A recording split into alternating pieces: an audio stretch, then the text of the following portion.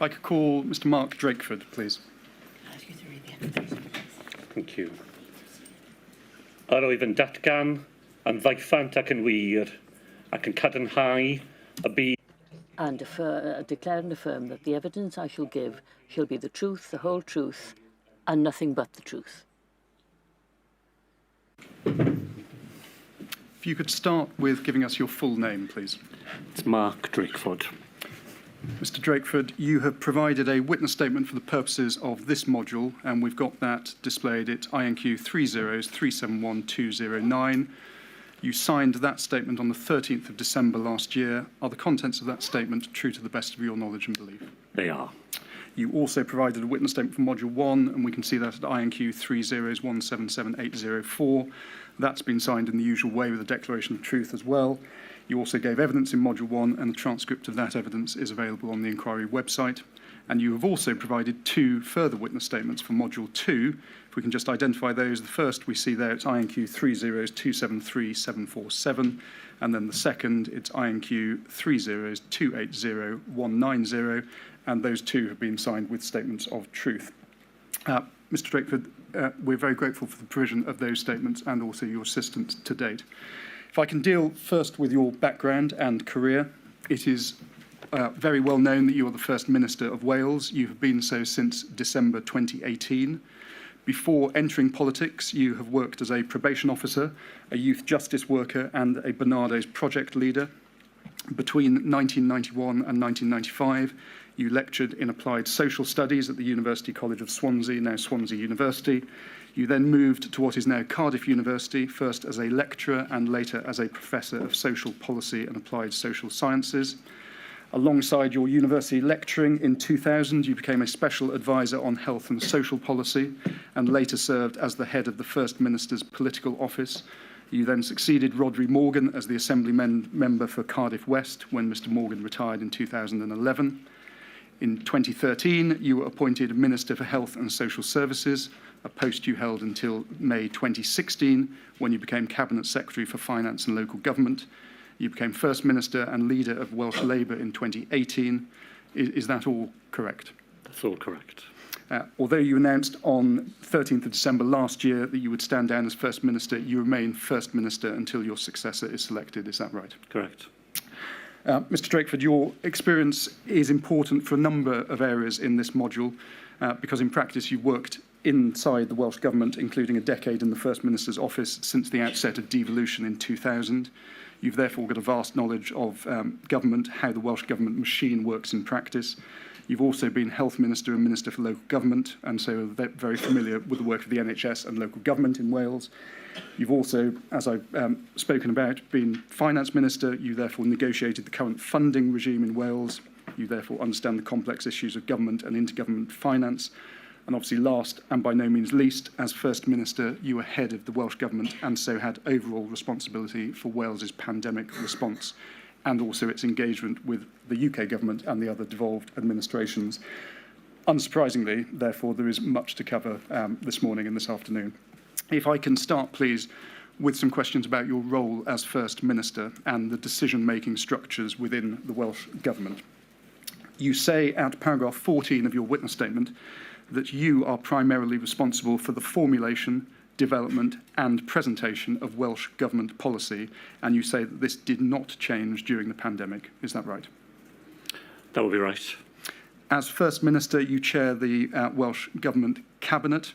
You describe in your witness statement the Cabinet as the core decision makers, and you say that although the practicalities of ministerial engagement changed with remote working, the essence of collective decision-making remained intact throughout the pandemic. Is that right? My approach as First Minister was always to make sure that the decisions we arrived at prior to and during the pandemic were the collective decisions of the whole of the Cabinet. We will look, obviously, at those particular decisions in greater detail later this morning and this afternoon. But broadly speaking, so that we know the lie of the land and we know how you approached these issues, were all the momentous decisions, so the decisions, for example, to impose lockdowns, social distancing measures and so on, were those decisions that were made in practice by the Welsh Cabinet, or were they decisions made by you and infirmed or endorsed later by Cabinet?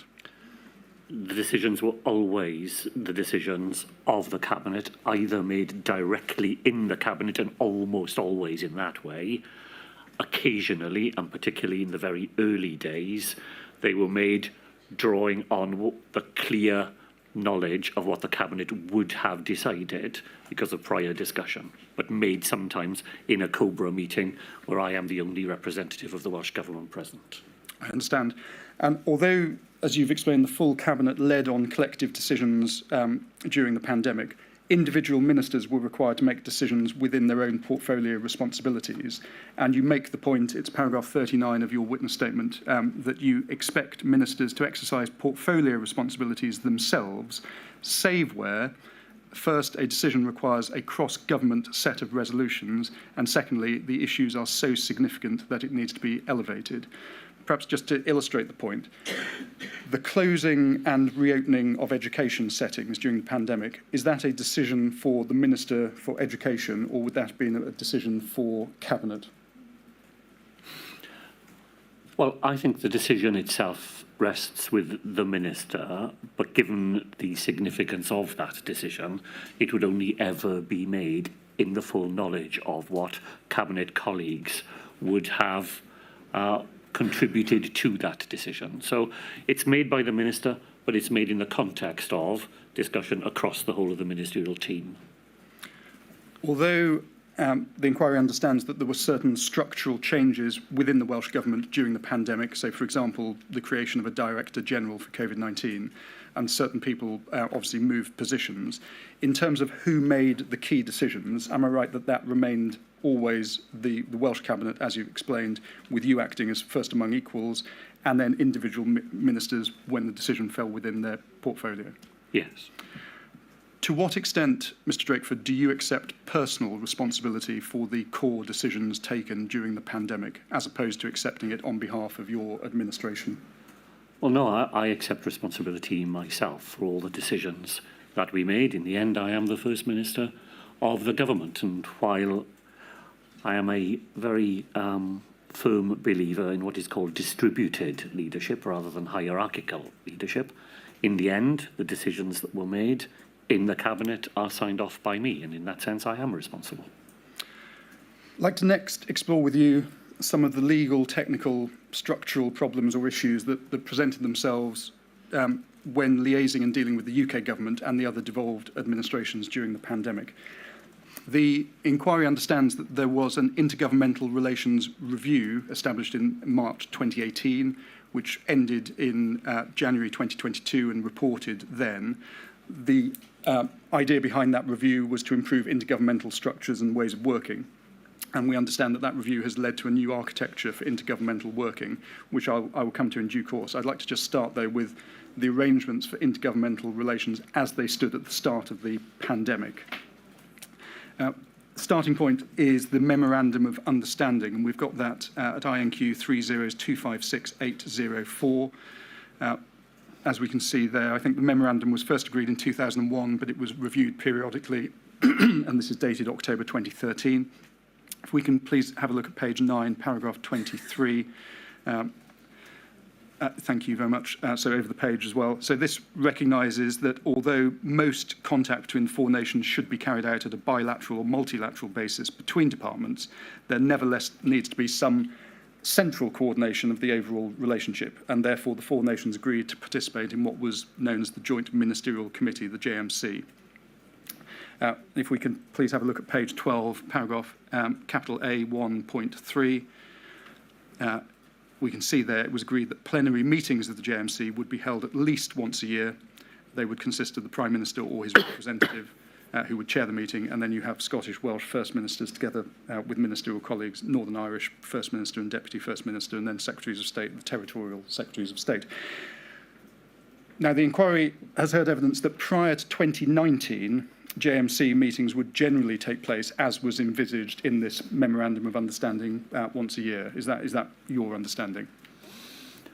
Well, Miley, because I've been involved, as you heard, for so long, I have taken part in different capacities in meetings of this sort with every Prime Minister since devolution, other than David Cameron.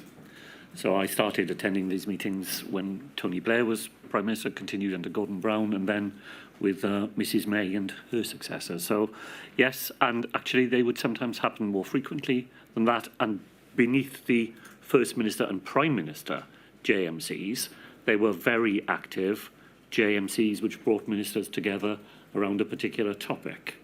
William Hague, when he was Foreign Secretary, for example, put a great deal of energy into the JMC Europe, which brought ministers together in advance of key meetings of the European Council. So underneath the headline, there are other JMCs, and as I became a minister, I participated in those, particularly around Brexit. And I think there was a JMC meeting on the 19th of December 2018. That was the first meeting you attended as First Minister. It was a meeting attended by the then Prime Minister Theresa May, First Minister of Scotland, and the then head of the Northern Ireland Civil Service in the absence of a Northern Irish executive. That was the last JMC plenary session before Theresa May resigned in May 2019. And am I right that there were no JMC plenary meetings throughout the pandemic? None. Now, Mr Johnson, former Prime Minister, has said in his witness statement to the inquiry in Module 2 that he chose not to meet with the First Ministers of the devolved administrations because, in his view, that would have been optically wrong, for fear that this would give a, a false impression that the UK was a federal state. What is your reaction to that statement? Well, I think I shared the reaction of Professor Henderson, who said in her written statement and in her oral evidence that that was one of the most extraordinary statements she had come across in her very long career of academic study in these matters. As you know, I wrote very regularly to the Prime Minister asking for a predictable series of meetings between the heads of the four nations. It had never occurred to me until I read that the Prime Minister had turned those requests down, not on practical grounds, which I could understand. You know, these are very busy times, and he was a very busy man. But as a matter of policy, he had decided not to meet. And that did seem to me to be an extraordinary decision. Do you consider that Mr Johnson's seemingly deliberate choice not to meet with the devolved administrations had an impact on the Welsh Government's response to the pandemic? I believe it did. I believe there are a series of reasons why it would have been preferable to have held. I was never, my lady, asking for meetings happening every week. To my mind, at the height of the pandemic, had we met once in a 3-week cycle, that would have been sufficient. But I think there are a number of purposes that would have been properly discharged in such a meeting. I think it would, to use the Prime Minister's term, have been optically important for people in Wales and in other parts of the United Kingdom to see the heads of their nations coming together at a moment of such national peril. I think if we had not reached uniform decisions by coming together, we would have reached joint decisions. So the fact that you would be in the same room as others, you might not come to the identical conclusion, but you would all know what everybody else was deciding. I think that would have strengthened arrangements. And even if you hadn't managed to do that, I always thought that the primary reason for coming together was that you would simply understand better what other leaders of the nations were facing in their own areas of responsibility, how they were proposing to address those challenges, the repertoire of different policy levers they may have wished to use. And as a result, for example, had I known more about what the First Minister of Northern Ireland was facing and what she was thinking of doing, that would have informed my decisions, and those would have been better decisions as a result of having an insight into what other people in a similar position were facing. And finally, I think regularity of meetings improves trust. And in a pandemic, when things are moving so quickly and sometimes with such difficult moments, trust is a very special commodity.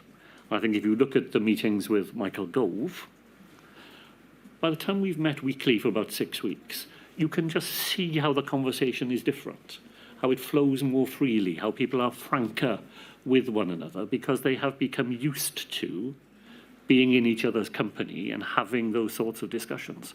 And I felt that had we been able to do that at the Prime Ministerial and First Ministerial level, we would have had greater trust in that relationship, and that would have been a good thing. In the absence of JMC plenary meetings, COBRA was the highest form for interaction between the 4 UK governments. And we'll obviously come on to specific COBRA meetings in due course, but I want to ask you just some general questions about the Welsh Government's involvement in COBRA. Now, COBRA meetings are obviously controlled by the UK Government. This means that the UK Government decides when they are called and whether or not the devolved administrations are to be involved. You make a point in paragraph 19 of your Module 2 witness statement. You say that the production of papers to be used at COBRA meetings rests exclusively with the UK Government. In practice, this meant you did not see COBRA meetings until shortly before the meetings in fact took place. Did you feel that you and other Welsh representatives at COBRA meetings were placed at a disadvantage as a result? Well, I want to acknowledge, first of all, that at this point, everybody is working under the most enormous pressure. And there is very little luxury of time for the production of papers or any other preparation for a meeting. But it would undoubtedly be the case in practice that when you arrived at a meeting, and I would be the only Welsh voice often at that table, other UK ministers would already have had a discussion and would already have had access to the information that I might have seen, often less than 20 minutes before the meeting began. And in that sense, you are at a disadvantage because you are having to try to grapple very quickly with information that others have had longer to absorb and to think about.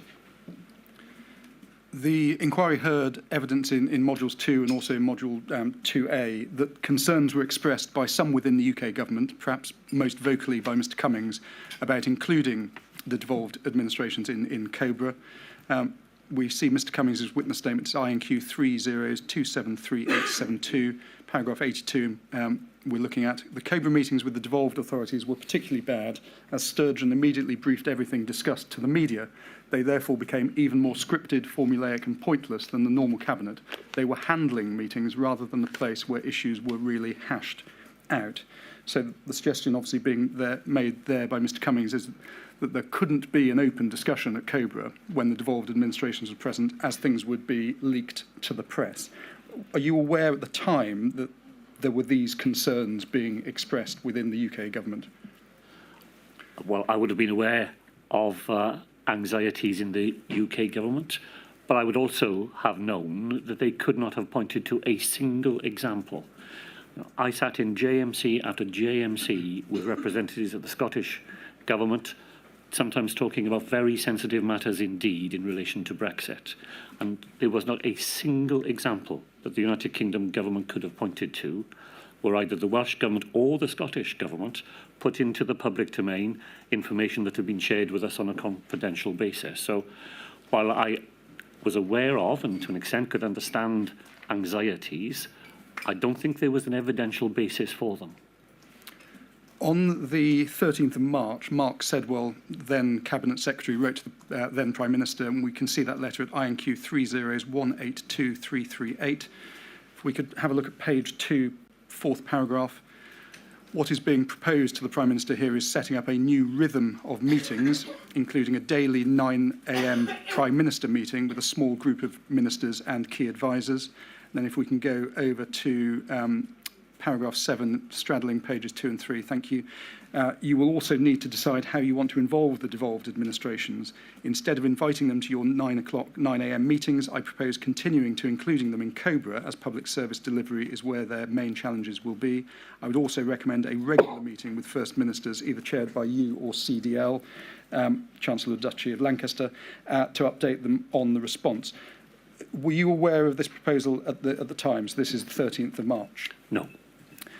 Now, we obviously know during the pandemic, and you've already spoken about the calls that you had with Michael Gove, and the fact that you were an advocate for a reliable, regular pattern of contact between the four nations. Those calls started in June 2020, and you describe in your evidence, and you've alluded to it in your oral evidence this morning, that those meetings worked well. You say in your written evidence, because all 4 participants came to the meeting looking to share information, solve problems and work together on agendas of common concern. And you go on to say, we were not turning up to be told what had already been decided, whether we liked it or not. Is that alluding to how you considered effectively COBRA to have operated?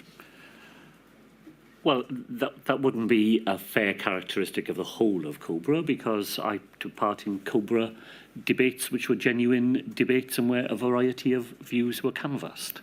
But I also definitely took part in COBRA meetings where the decision had already been made in advance of the meeting, and we were essentially involved in order to be told what the outcome would be. But that wouldn't be the whole story. You say, it's paragraph 164 of your Module 2 witness statement, you describe Mr Gove as a skillful lead minister, but you say he was a centre forward without a team lined up behind him and where the manager was largely absent. Perhaps for those less familiar with football, can you explain what you mean by that? Well, the absent manager was the Prime Minister, because he was never at these meetings or at the table. And while Mr Gove was a senior minister with the responsibility for these matters, whose voice would count in discussions with his colleagues, he has influence rather than the determinative impact which a message from the Prime Minister would have. A message from the Prime Minister to a Cabinet Minister says, I would like this to happen, is in effect an instruction. Mr Gove picking up the phone would have to say, what do you think? Would this be a good idea? He's a persuader, and he's a skillful persuader, but that's what he is, and that's what I meant. There was a limit to the extent to which he was able to discharge the remit of leading a 4-nation approach across the UK government. So would it be right to say that the calls with Mr Gove, whilst useful, in your view, were not an adequate replacement for meetings with the First Ministers and the Prime Minister during the pandemic? They needed to be supplemented by some additional regularity of contact between First Ministers. I wouldn't expect to meet the Prime Minister every week, and meeting Mr Gove every week was certainly useful, but at certain points in that weekly cycle, a meeting with a Prime Minister would have allowed that head of government impact to have been brought to bear. Turning then briefly to the Secretary of State for Wales, who throughout the pandemic was Simon Hart, who the inquiry heard from last week. I think it would be fair to say that you've made some quite pointed criticisms of the role played by Mr Hart during the pandemic. You describe him in your Module 2 witness statement as being peripheral to your interaction with the UK government, and go on to say that the Secretary of State for Wales perceived his role as scrutinising the Welsh government, constantly seeking explanations for policy differences and making inappropriate requests to be inserted into devolved decision-making structures and other groups. Now, when those criticisms were put to the Secretary of State for Wales last week, or the then Secretary of State for Wales last week, he said that scrutinising and interrogating decisions of the Welsh Government was very much part of his role, and that effectively the Welsh Government should have been prepared for such scrutiny.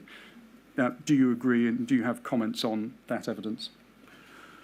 Well, of course the Welsh Government must be open to scrutiny, but the Welsh Government is scrutinised by the Parliament of Wales, by the Senedd that is directly elected by people in Wales to discharge that responsibility. Well, the Secretary of State for Wales is concerned, again, to try to be as even-handed as I can. Where he discharged responsibilities that were his to discharge, he did so effectively. So, my lady, during the progress of the pandemic, as you know, there were points when the Welsh Government sought the assistance of military authorities. And there's a process, the MACA process, military assistance to civil authorities. The Secretary of State for Wales has a formal part to play in that process, and he always did it perfectly satisfactorily. He was always, there when he was needed. He always moved the process along by discharging his responsibility. So where he had a role to play, I've got no complaints about what he did. My difficulty was, particularly in the early days, with frankly I think, very little else to do. The Secretary of State filled his days by writing letters to me, asking me about the Welsh Government's responsibilities. And the risk was that he was beginning to get in the way of our ability to do the things we needed to do. At one point I had to write to him and explain that I couldn't go on giving a priority to my scarce official's time with so many other things to do, to replying to correspondence from him about things for which he had no responsibility and for which I am accountable not to the Secretary of State for Wales at all, but to the Parliament of the Welsh people. One of the roles of the Secretary of State for Wales is to act as a voice for Wales within the UK Cabinet. Did you consider that Mr Hart acted as a voice for the Welsh Government at UK Cabinet during the pandemic?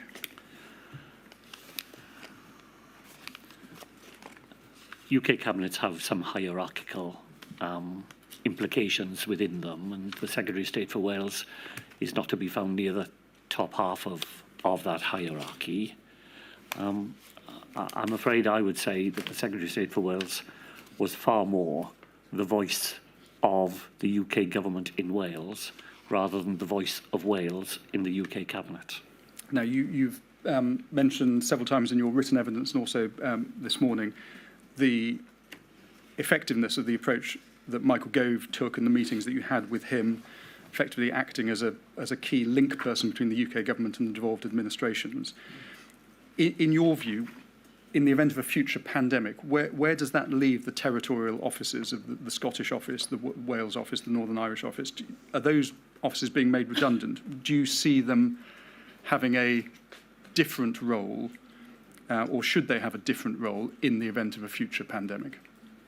My lady, this is a much broader question and well above my own responsibilities. Maybe way beyond my terms of reference by the sounds of it. Shall I just say in general terms that, cases have been made for a territorial office in the UK government, a single Secretary of State with second-tier ministers for Scotland, Wales and Northern Ireland. But that's a matter for the Prime Minister of the day, quite definitely not for me. I think, Mr Drakeford, the reason I asked the question is because we're coming to the intergovernmental reforms that we started off speaking about that were then reported on in January 2022. Perhaps if we can just have a look at that report briefly. It's INQ 4083215.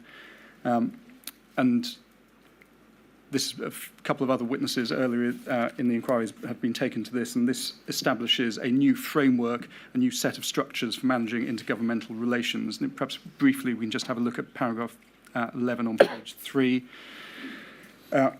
So the new framework that supersedes the JMC system provides this 3-tier committee structure, and all 4 nations, as I understand it, have agreed to work under these new arrangements.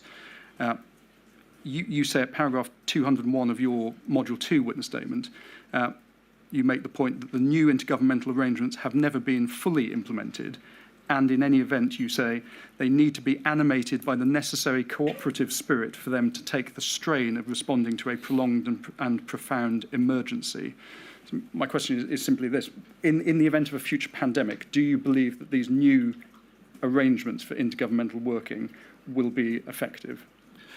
Well, I think they will be more effective than the ones we had to rely on during the pandemic. They are still very new. They're still not fully tested. The ministerial committee, the top tier of this, didn't meet at all in 2023, hasn't met now for 18 months. So partly that, my lady, is because there has not been an executive in Northern Ireland. So there are sensible reasons why it's been difficult to do so. But that's partly what I meant by saying that structures are important and it's important to get them right. But structures by themselves will not be sufficient. There has to be an approach to the structures. There has to be a commitment to them. There has to be a willingness to make the structures work. You can have all the structures you like on a piece of paper, but if the people involved in them don't approach them in that spirit, they won't deliver what is needed. So I think. Did you? Sorry to interrupt. No. Do you want to finish the sentence? No. Do you understand the structure? Because I confess I find it really rather difficult. There's interministerial groups, interministerial standing committees, and time-limited interministerial committees. Not exactly straightforward to understand. No, it's over complex, I think, and I think that's one of the things we've learnt since the structure came into being. It needs to be streamlined and pared back. Essentially, though, it has 3 levels. It has ministers meeting on their own portfolio areas. There are 2 committees then which stand over that, the interministerial standing committees, one dealing with finance, one dealing with other things, and then at the top of this pyramid, a council of ministers which involves the Prime Minister and the First Ministers. But I would agree with you. My experience of this so far is it's over-elaborate. I want to next ask you, Mr. Drakeford, some questions about information sharing between the 4 nations, particularly the sharing of scientific information, and start with some questions about SAGE. In January and February, the Welsh Government's primary source of scientific and medical information about the virus came from SAGE, and you say at paragraph 30 of your witness statement for Module 2, this was a comfort to you at that early stage of the pandemic to know that SAGE would meet regularly. However, as we've seen, the first 5 SAGE meetings went ahead without any representatives of the Welsh Government. Did that concern you that those early SAGE meetings going into early February didn't have a Welsh voice around the table? Well, I think there are a number of answers to that. First of all, we were fortunate, and I don't think there's anything more than that, fortunate that our Chief Scientific Officer for Health, Rob Orford, was well known and well connected to people who were on SAGE. So I always felt we had a direct line into the SAGE discussions. As that month moved on, I did come to be more anxious that we had somebody in the room while those discussions were taking place, rather than having a good readout of the discussions, and particularly, and this is slightly later on, anxious about our ability to put questions directly to SAGE that were pertinent to Wales.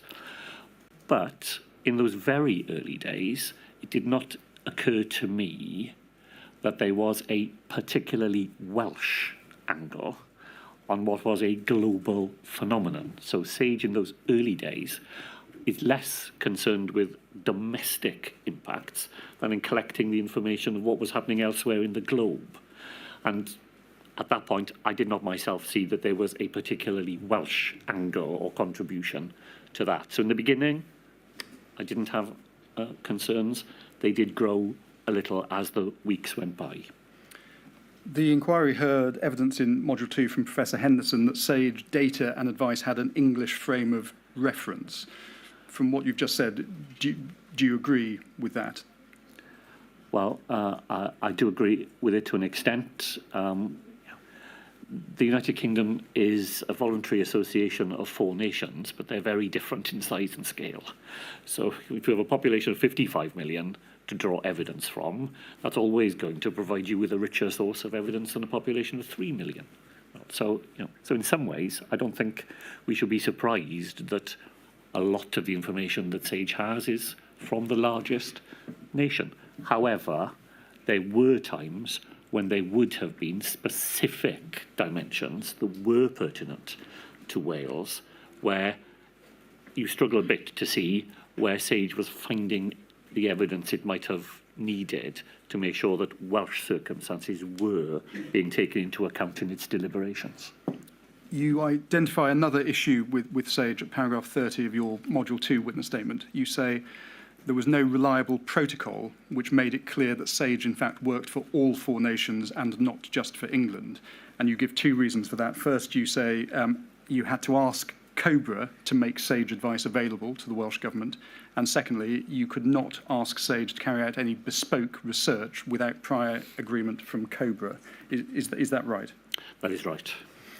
Now, the technical advisory cell that was set up on the 27th of February, and the inquiries heard evidence that that was set up because SAGE outputs needed to be interpreted into a Welsh context. But given the lack of Welsh representation at SAGE, the fact that SAGE papers were not being shared with the Welsh Government until, I think it's early April, the limitations on commissioning that you refer to in your witness statement, and the lack of Welsh-specific interpretation until you get TAC and TAG set up. Was it the case in January and February that the Welsh Government was not really in a position to question any of the advice that was coming out of SAGE? I don't think we were not in any position because, as I said, our chief scientific advisor in health was well connected to SAGE, able to let us know what was happening and able to ask questions on behalf of Wales. But what I think happens is that the limitations that you enumerated get resolved over the weeks that those issues come to the fore. So today you would hope that those things would have been in place from the beginning. They weren't, but they were identified and they were resolved. But if you had growing concerns that the Welsh-specific features weren't being reflected in SAGE, couldn't you have set up TAC and TAG earlier to get the Welsh-specific focus? I think if all this were to happen again, you would hope that TAG and TAG would be there from the beginning. But I think, as I say, these realisations are dawning as the weeks go by, and where you begin to realise some of the limitations of your starting point. And then we do set up TAG and TAC, and I was always extremely grateful for the people who provided their time and their expertise to us in that way.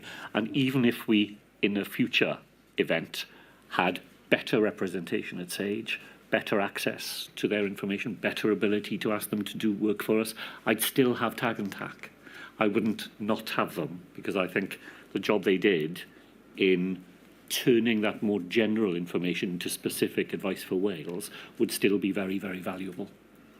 So as well as TAG and TAC being established earlier, in the event of a future pandemic, you would be calling for Welsh representatives to be on SAGE from the outset? To my mind, that will be an important lesson of the experience that we lived through. As well as SAGE, information about the virus in January and February was obviously being relayed to you in the Welsh Government through participation in COBRA meetings. The first three COBRA meetings were 24th of January, 29th of January and the 5th of February. Welsh Government was represented by Vaughan Gethin in his capacity as Minister for Health and Social Care at those meetings. Those initial COBRA meetings, and indeed I think the next two, so the 18th and 26th of February, they were chaired by the Secretary of State for Health, Mr Hancock, and it's not until the 2nd of March that we see the first meeting being chaired by Mr Johnson. Now, it is obviously quite permissible for COBRA not to be chaired by the Prime Minister. Indeed, it can be chaired by any official.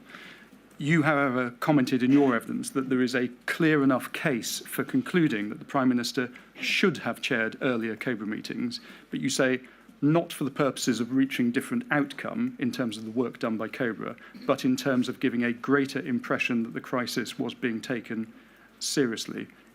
Is that right? Yes. So, my lady, I've attended many COBRA meetings, not to do with the pandemic at all, but other crises, and it's very ordinary for them to be chaired by the Minister with the greatest direct responsibility for them. So the fact that the Prime Minister was not there at the beginning, I don't think people should read that as something extraordinary. But as the pace of concern begins to gather, I think in retrospect you could say that the Prime Minister's involvement in chairing COBRA earlier than he did would have sent a stronger signal about the seriousness with which the gathering storm was being taken.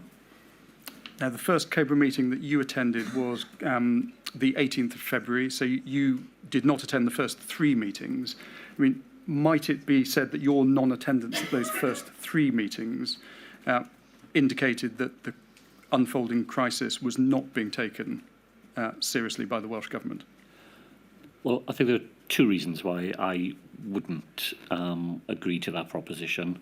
First of all, at that point, the approach to the pandemic is still very health-dominated. It's still being dealt with in the Department of Health in London, and the actions inside the Welsh Government are very much concentrated around our Health Minister as well. So I think a Health Minister going to a COBA chaired by the Health Minister of the UK Government to talk about health matters is not unreasonable. And the second point is, of course, is that Vaughan Gethin is a very senior minister in my ministerial team, and I have full confidence that he will represent the Welsh Government and Welsh interests in the fullest extent. Obviously, we understand that there would have been discussion in those early COBRA meetings about public health matters. And at that stage, the pandemic, the virus had not been declared a pandemic. But by mid-January, it had spread to Thailand and Japan. You had UK scientists reporting a 12% hospitalisation rate, and there was already evidence of limited human-to-human transmission. So in an overarching sense, as First Minister, do you not think you should have involved yourself in those early discussions concerning what would have been, on any view, a very worrying virus? I think, as you have said, the discussions were focused on health evidence and health responses. And at that point, I believed that the person best placed to represent the Welsh Government in those discussions was the person with those health responsibilities in the Welsh Government. The COBRA meeting that you attended on the 18th of February, if we can just see those minutes, please. It's INQ 4056227. This was a meeting chaired by the Secretary of State for Health and Social Care, Mr. Hancock. Have a look, please, at page 5. And we see there you were dialed in as First Minister for Wales. Paragraph 2 on page 5, there's an update there on the current situation. If we can have a look at paragraph 3, the next paragraph, please. You're told there's 9 positive cases confirmed in the UK. Discussion about repatriation of UK nationals from the Diamond Princess cruise ship. If we can go to page 6, please. Para 11. There's discussion about what legislation would be used to respond to COVID-19. Stated there, any bill would be employed on a reasonable worst-case scenario. It's not for COBRA to decide whether to legislate or not. And then if we can just finally go over the page to paragraph 13, there is a legislative policy paper introduced, and the chair, Mr. Hancock, emphasised that any bill would cover the 4 nations of the UK. If we can just please have a look at that legislative policy paper. It's INQ 4049396. If we can just zoom in on paragraph 2, please. It makes clear here that the final decision on what provisions the proposed bill would contain, when to introduce it, and also its parliamentary handling will be taken by number 10 and the Parliamentary Business and Legislation Committee in light of the latest scientific evidence from SAGE. So just pausing there, this is 18th of February. You understood from the outset, didn't you, that the choice of legislation pursuant to which emergency powers would be exercised would be a decision for the UK government? That was my very clear impression at that time, and because legislation was to be discussed at that meeting is one of the reasons why I attended it myself, because you're now going beyond the health brief itself, and the fact that the committee would not be able to make those decisions without the Prime Minister being there, I think is another argument for why the Prime Minister might have chaired COBRA a little earlier than he did. Now, we obviously know that the UK government had on its statute books the Civil Contingencies Act 2004. It also had on the statute books the Public Health Control of Disease Act.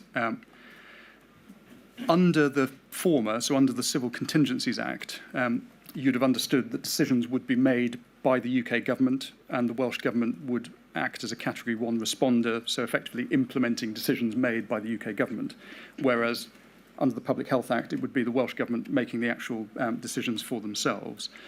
And we can agree, can we, that the choice of legislation used to respond to the pandemic, that would have huge implications for the devolved administrations and the type of structural response to the pandemic across the UK. Absolutely. You say in your Module 2 witness statements, paragraph 22, your assumption at the 18th of February COBRA meeting, so the minutes that we've just looked at, was that the response to the COVID-19 would be a UK government response and the decisions would be taken by the UK government. So your assumption at that time was the UK's response would be based essentially on provisions which existed for the introduction of emergency powers under the Civil Contingencies Act. Is that right? That was my assumption at that time. The legislative response was discussed again at a Cobra meeting on the 26th of February. It was a meeting chaired by Mr Hancock, attended, I think, by Vaughan Gethin and Dr Atherton on behalf of the Welsh Government. You comment on this. We don't need the minutes, but perhaps we can just see what you say in your witness statement. It's INQ 3027347, and it's paragraph 23. Thank you very much. You say, my understanding is an emergency coronavirus bill was thus considered to be the legislative vehicle. The discussion around the legislative options was from the viewpoint of the UK government.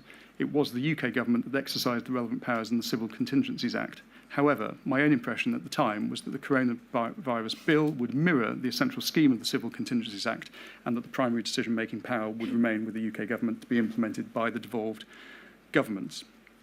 Now, your impression in late February was, as you say, that the UK government would be introducing legislation mirroring the essential scheme of the CCA, and primary decision-making would remain with the UK government. Did you voice or did you have any concerns about that legislative response to the pandemic at that stage, or were you content that that was the appropriate response? Well, Welsh Government officials are engaged in discussions about the bill, so I'm not anxious about not having a voice in the process. My own impression at the time was that UK government ministers' primary objection to using the Civil Contingencies Act was that it required them to go to Parliament every 7 days in order to renew the powers that they were exercising, and that they felt that that would be overburdensome in the circumstances of a pandemic. So my belief was that in the emergency bill, they would continue to take the suite of powers that the Civil Contingencies Act provided to them, but make them more workable from their point of view. If we can just look at the next 6 lines of this same paragraph where it says, I had not anticipated that the UK government would use the health protection legislation as the basis for responding to the pandemic. Once that course of action had been determined, it placed an onus on the devolved governments to pass corresponding legislation.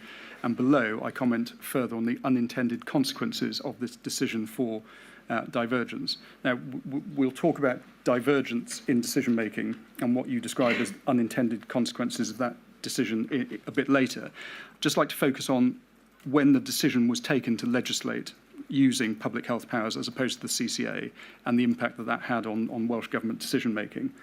And you say, we don't need it pulled up, but it's in, I think, your supplementary witness statement for Module 2, paragraph 4. You say, on or around the 2nd of March, the UK government made the decision not to use the CCA. However, your understanding was that even if the Coronavirus Act would be the legislative vehicle, the UK would be the primary decision maker once the Act had received royal assent. Implementation would be left to the Welsh Government. So your working assumption hasn't shifted at that stage by the 2nd of March.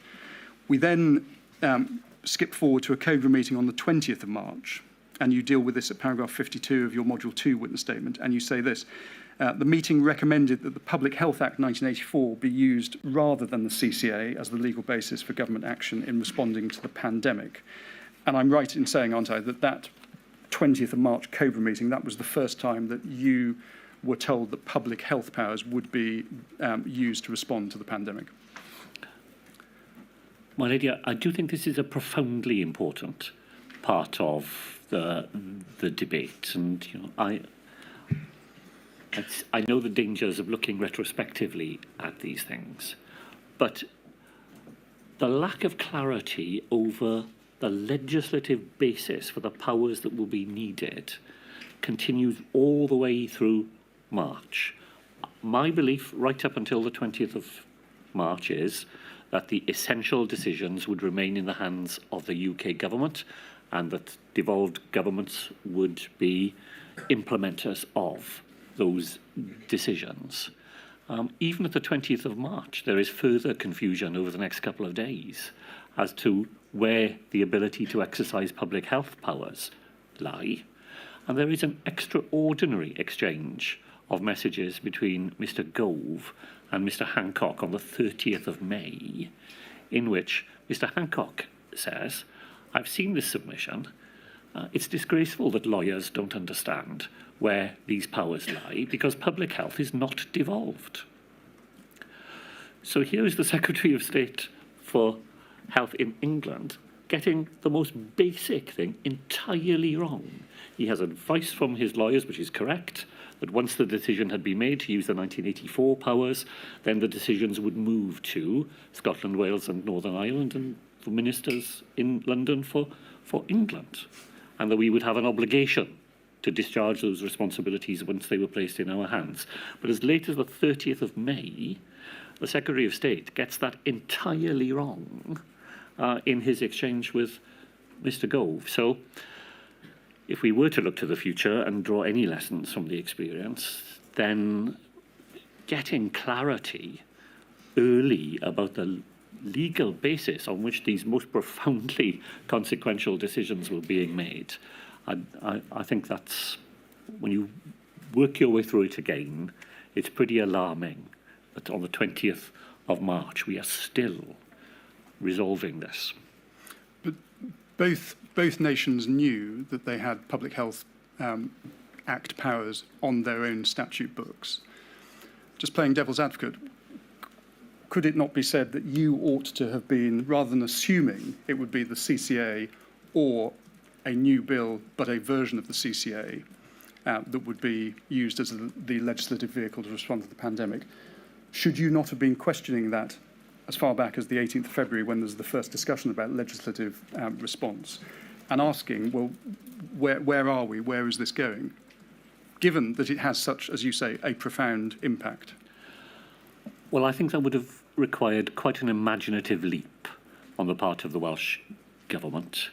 COBRA is constructed on the basis that the CCA lies behind the decisions that it will take, and there was no suggestion at all that this was going to be any different.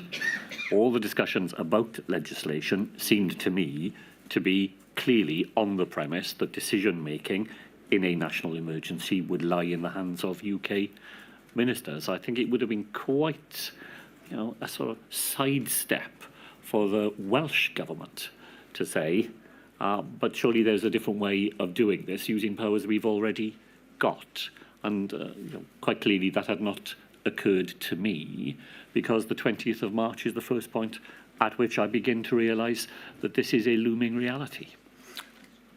You say in your evidence that once the decision had been taken, this was a decision that you agreed with because health is a devolved matter, and using public health powers would allow the Welsh Government to respond to Wales's specific circumstances. And you go on to say, it's paragraph 195 of your Module 2 witness statement, that once the determination was made to rely upon public health powers, the responsibility for decision-making was dispersed to each UK nation, and you believe that this allowed the Welsh Government, in your words, to calibrate a response which reflected our particular circumstances and which sustained the broad support of Welsh citizens. Again, I suppose it's a similar theme to my last question. If you agreed, once the decision had been made and you agreed with the use of public health powers for all of those reasons you explain in your witness statement, why were you not advocating on behalf of Wales for public health powers to be used to respond to a pandemic rather than the CCA or a version of the CCA?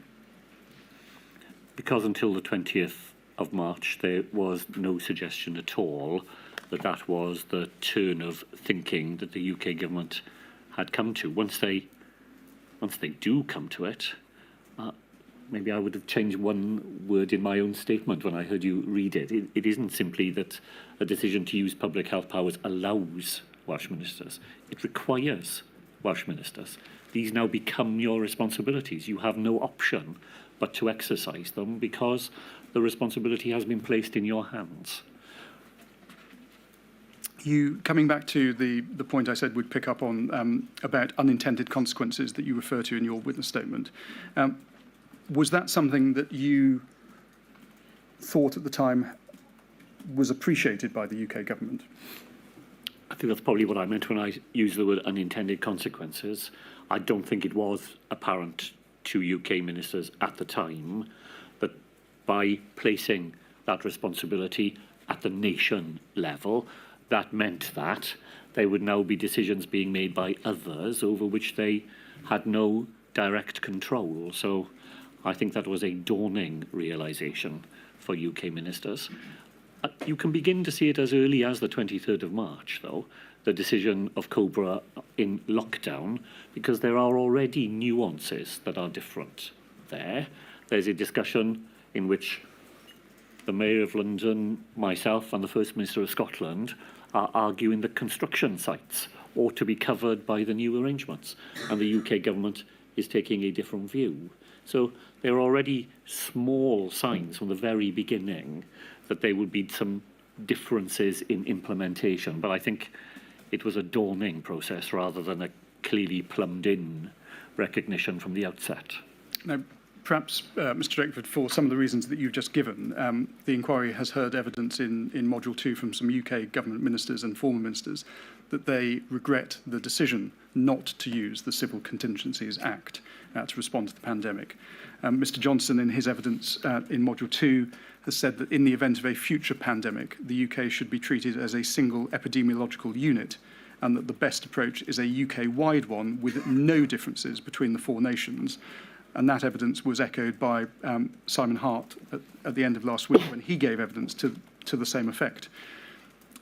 Do you agree that the best approach in the event of a future pandemic is a UK-wide response, or would you see a response, as with this pandemic, by using the Public Health Act again?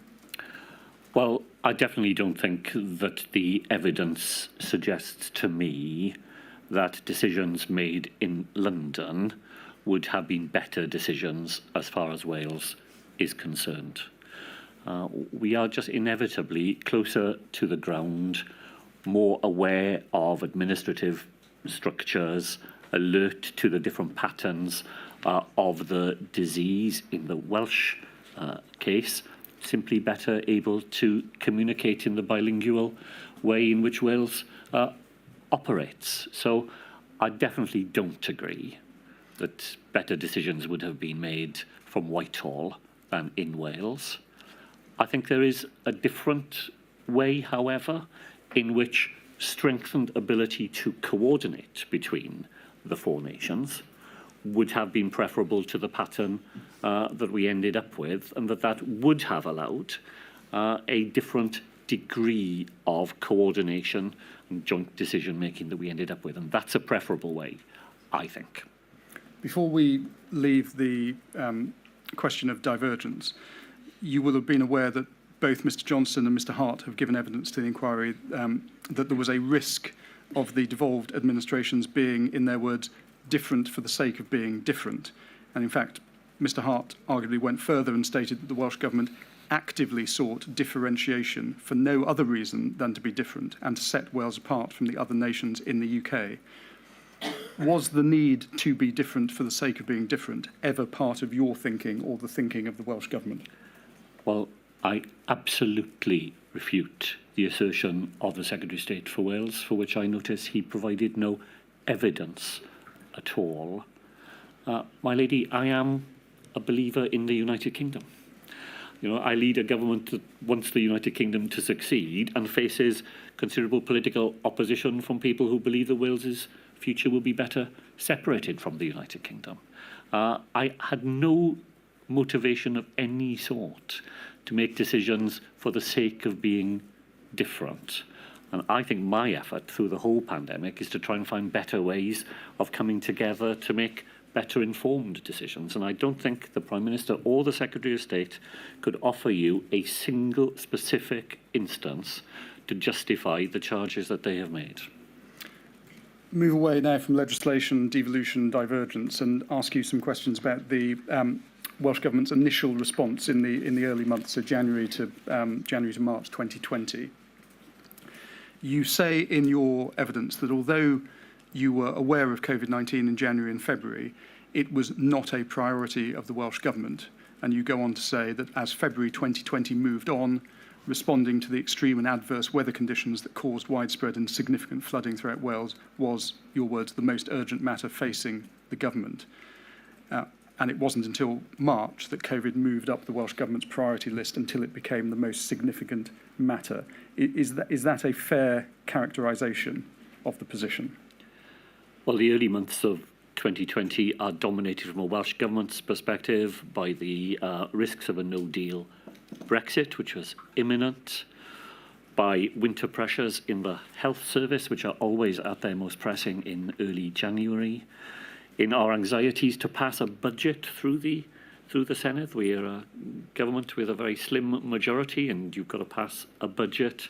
And by the first part of February, we are dealing with very significant 40-year adverse weather events that affect thousands of people. So those are the front of desk preoccupations during those early weeks. It is not to say, of course, that we are not aware of what is happening elsewhere in the world or engage in keeping ourselves properly informed about it. My colleague Vaughan Gethin starts issuing weekly statements to the Senedd on the 24th of January. He starts issuing daily updates to ministerial colleagues on the 28th of February. Before 20th of January, I'm sorry, both of those are January dates, 24th and 28th of January. So before February begins, we are already alert to and engaged in making sure we are as well informed as we can be of what's happening elsewhere. But at that point, it is happening elsewhere. There is not a single case in Wales, nothing you can point to that is directly affecting the Welsh population. On the 24th of January, you were advised by Dr. Atherton that there was a significant risk that the virus would arrive in Wales. That's right, isn't it? Yes. Now, despite that warning being given on the 24th of January, COVID-19 is not discussed by the Welsh Cabinet until the 25th of February. Now, given that Cabinet is charged with making, as we've discussed, any of the key decisions relating to pandemic response, is it surprising for there to have been no discussion at Cabinet for more than a month after you're given that warning by the Chief Medical Officer about a significant risk of the virus arriving in Wales? I think if I could, my lady, it's just important to provide a small amount of context here. The Welsh Government is a very small government. We have 9 cabinet ministers. We all work with our offices next door to one another. It's very, very different to Whitehall, where ministers are scattered necessarily across a wide geography, and where the only time they come together is when they're in the cabinet room. The fact that there was no discussion at Cabinet until the 25th of February should not be read at all as there being no discussion between Cabinet colleagues, because there was a great deal of discussion between Cabinet colleagues in the way that we would normally transact business. So I would have spoken directly to Vaughan Gethin after all the Cobra meetings that he had discussed, and he would have been involved in other discussions with Cabinet colleagues. At that point, there is nothing for the Cabinet to decide. We're being kept well informed. We are discussing matters between ourselves, and then there comes a point when it becomes clear that the Cabinet is likely to be involved in cross-portfolio decision-making. At that point, it becomes an item on the Cabinet agenda, and very quickly it comes to dominate the work of the Cabinet. Isn't the point that it's not just a case of being kept informed? It's a case of making sure that people know what is going to happen on the ground, what preparations there are, for example, for shielding vulnerable people, to check that there's surge capacity. It's not just monitoring. It's the point I made to Vaughan Gethin. It's not just knowing what's going on around the world. It's what are we going to do when it comes here, which there's a significant risk it's going to. So I think the question for me there is, at what point does the Cabinet shift from the being kept informed to needing to make decisions that will be necessary in Wales? I think that point does not come for us until the second half of February. Up until then, we are essentially making sure that we are as well informed as we can be, plugged into the knowledge that is available at a UK level. There comes a moment, and it's gathering after that 18th of February Cobra meeting. So I say I attended because I could see that we were moving into a situation where legislation was going to affect not just the Health Minister, but the Education Minister, the Transport Minister, and the Housing Minister, and this was going to become a cross-government preoccupation, and that's when the Cabinet begins to discuss things. Mr. Drakeford, you had some experience of planning for epidemics as you had to deal with the Ebola outbreak whilst you were Health Minister. During your time as a Special Advisor to the First Minister, there was a SARS outbreak. I mean, given that experience, did you not think or did you not realise in January 2020 the importance of early action, the rapid scaling up of resources, thinking about infection control measures? And aren't they issues that ought to have been discussed at Cabinet at that stage? Well, the signal to me that we needed to move into that territory was the moment when Chief Medical Officers advised that the risk level to the United Kingdom and to Wales has moved from low to moderate.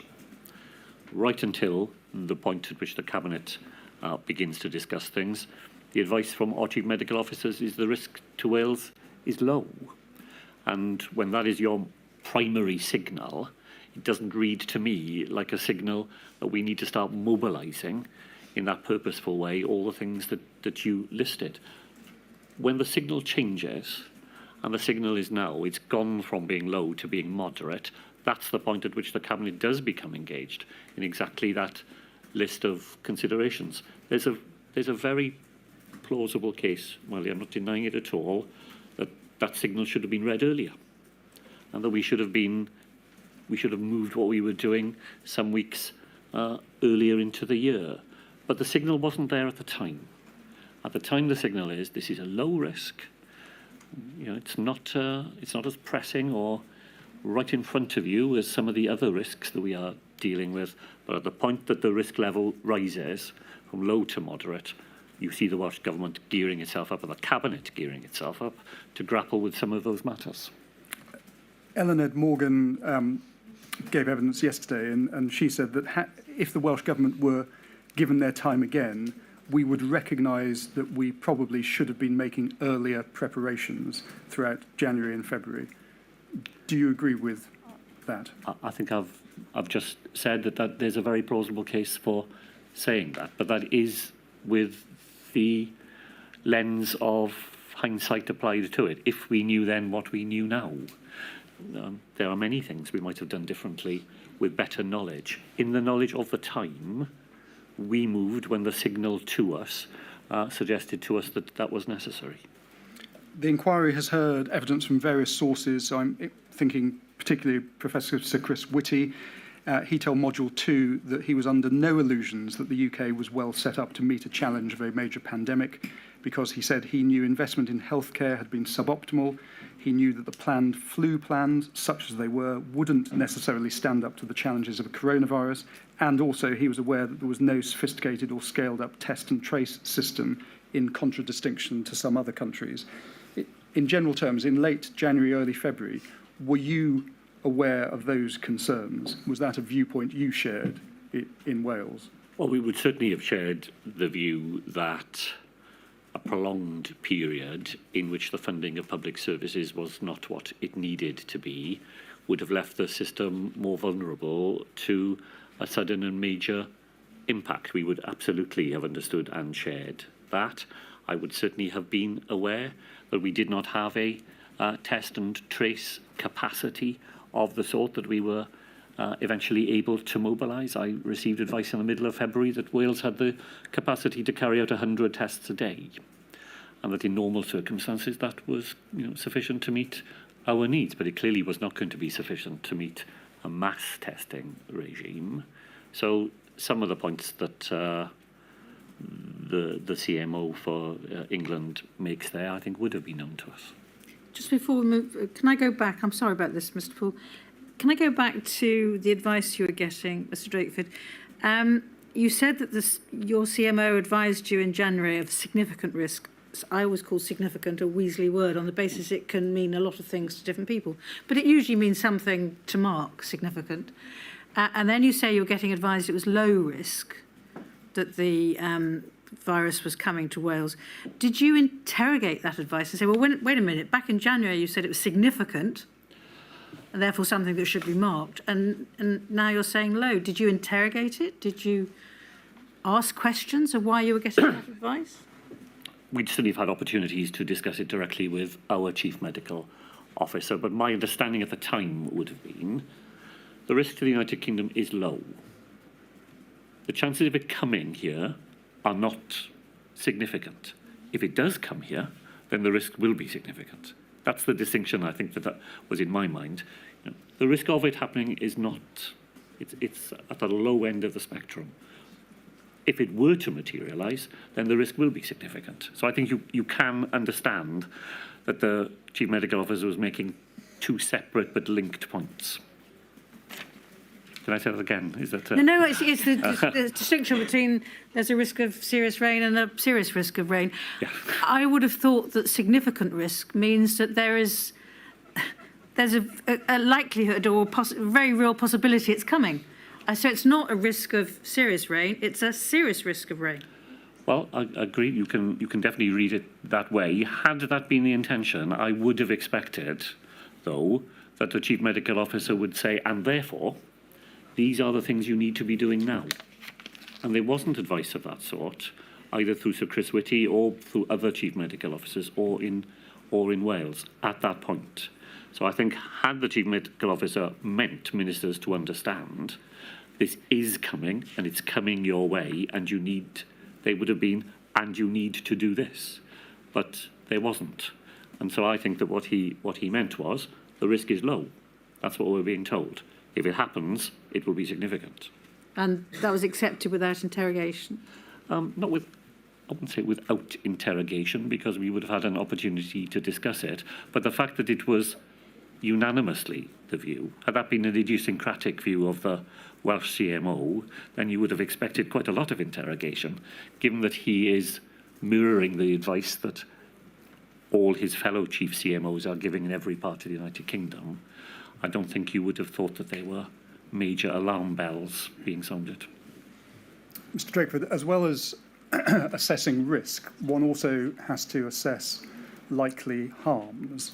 And given the demographic characteristics of the Welsh population, so specifically the age profile of those aged over 65 and aged over 75, would you agree it was always likely that Wales would experience disproportionate levels of impact from COVID-19? Well, as we say, Wales, older, poorer, sicker. So, yes, of course, that would always have been in the mind of Welsh ministers. Health inequalities has been a preoccupation of Welsh ministers throughout the whole of the devolution period. So we would have been aware, of course, of that. So even if the risk is low, the harm levels, given what you say, older, poorer, they are higher. Doesn't that speak to taking earlier action?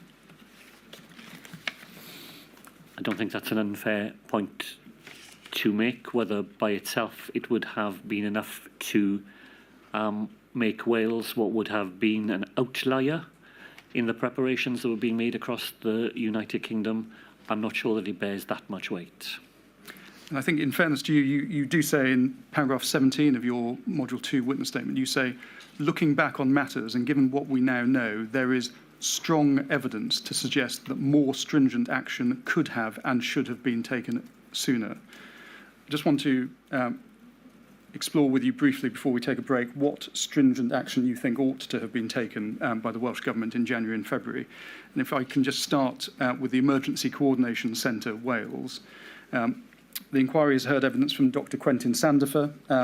He was, between January and November 2020, the lead strategic director in Public Health Wales for COVID-19. He's told the inquiry that on the 22nd of January, he invoked the Public Health Wales Emergency Response Plan at enhanced level.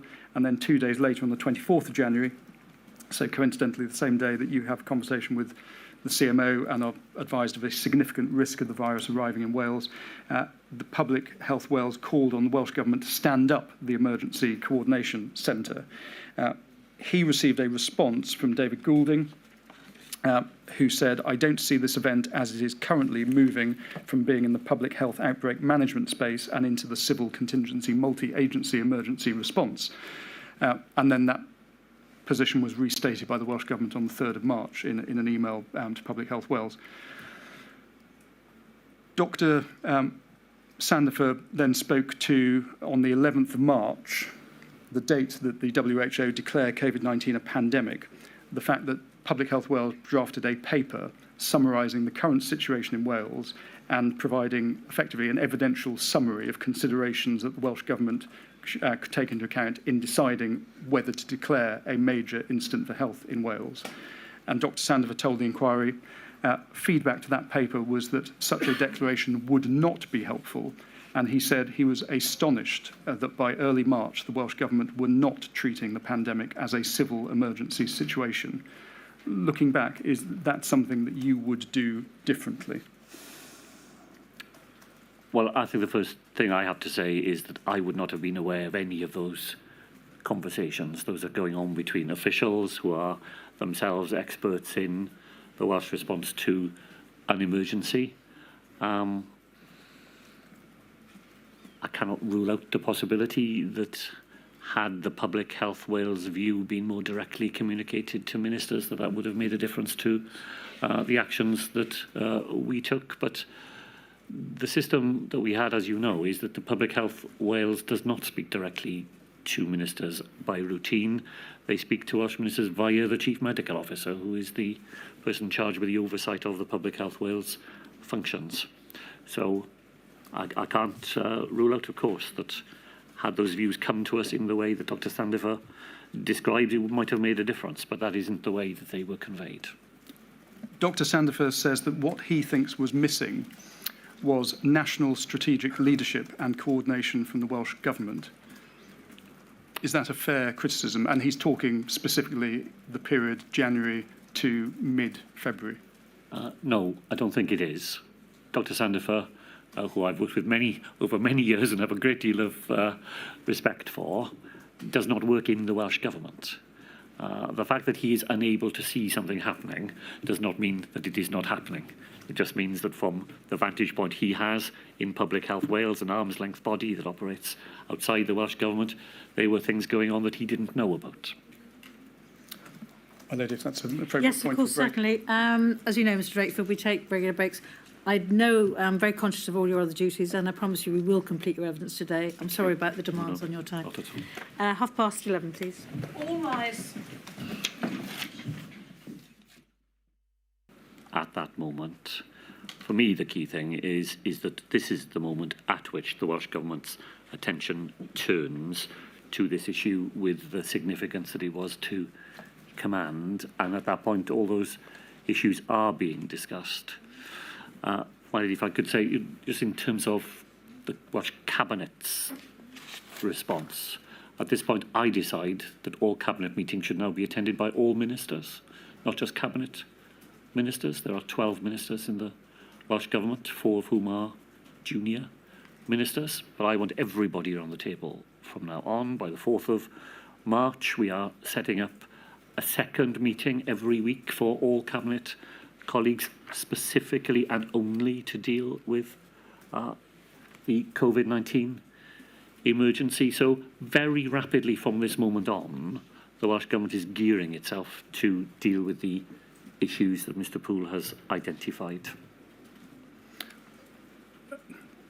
Mr. Drakeford, what was the plan at this stage? This is the 25th of February. COVID's being discussed for the first time at Cabinet. What was the plan for practically stopping the spread of the virus into Wales? The nuts and bolts of the plan, as you understood it to be. You've spoken about testing and tracing. We know that only dealt with index cases. What was the Welsh Government going to do about infection control measures? That's why I say I'm surprised that's not seen in these Cabinet minutes, and I just want to know what was the plan at this stage? Well, first of all, to be clear, there is no plan to prevent the virus from spreading into Wales. That would have been an ambition well beyond what you would have imagined we could have accomplished. But from now on, there are very practical things being discussed about how we would respond to coronavirus when it arrives. And it's now becoming a when rather than an if. So you will see measures being taken. We have an early discussion about schools and what we will do with that.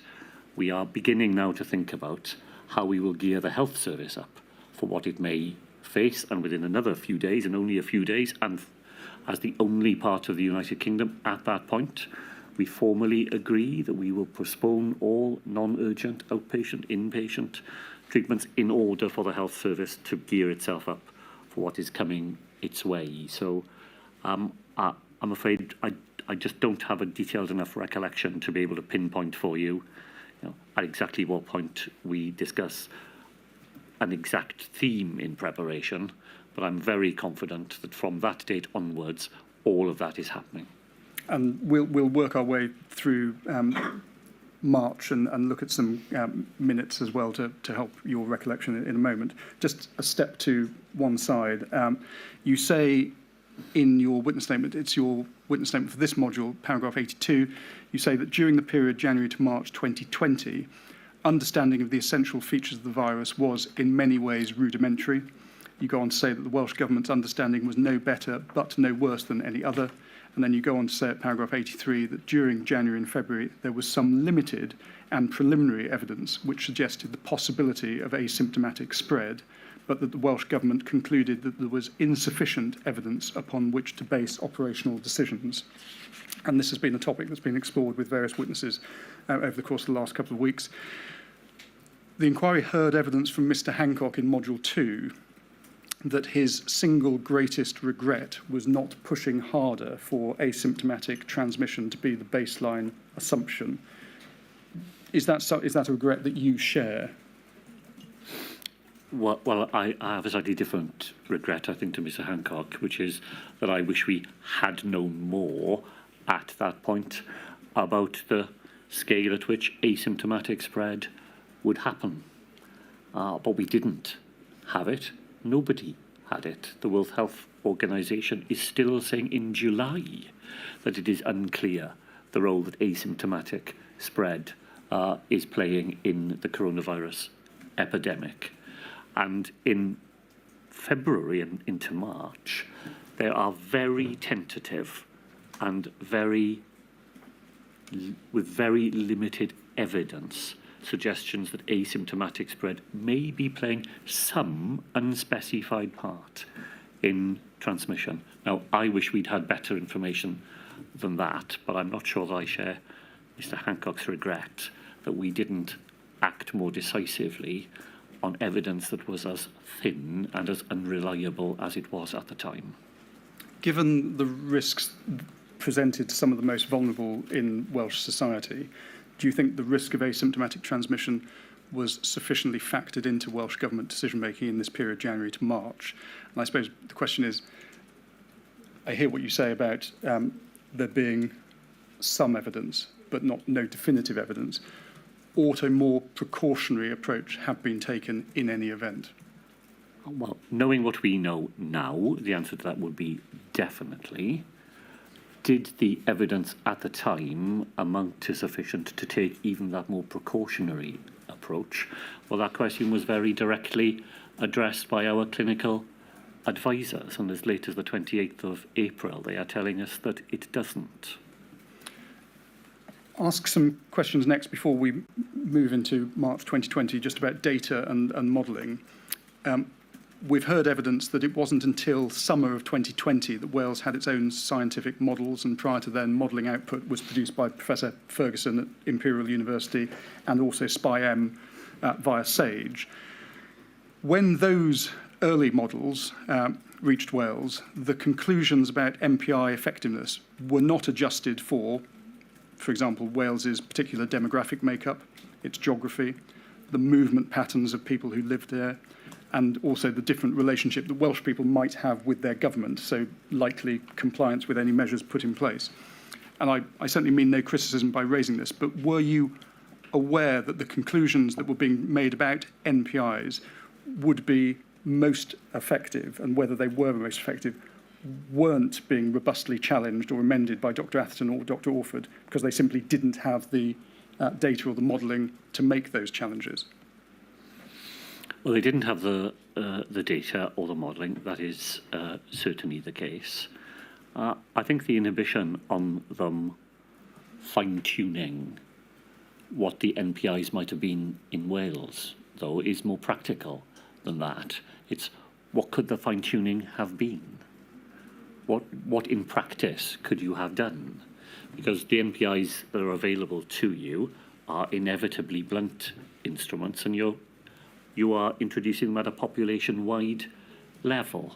So I think what I'm struggling to think of immediately is, even if you had calibrated in the way that you are suggesting, even if you had the data to allow you to do it, what would the practical change have been? And I don't think I can immediately think of one.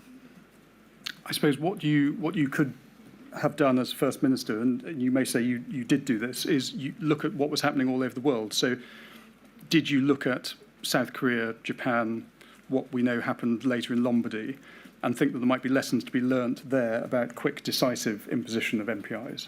Well, one of the things I think we were, again, fortunate with, there are some things we don't have, specific data and modelling, but one of the things that Public Health Wales was always good at was international experience. I remember the Chief Medical Officer reporting to me very early on in the pandemic a direct discussion that he had had with colleagues in South Korea, and that had been mediated through Public Health Wales on their international links. So I felt we were in possession of good advice from our clinicians on what was happening elsewhere and where you might be able to draw some lessons from it. They are truthfully not easy lessons to draw.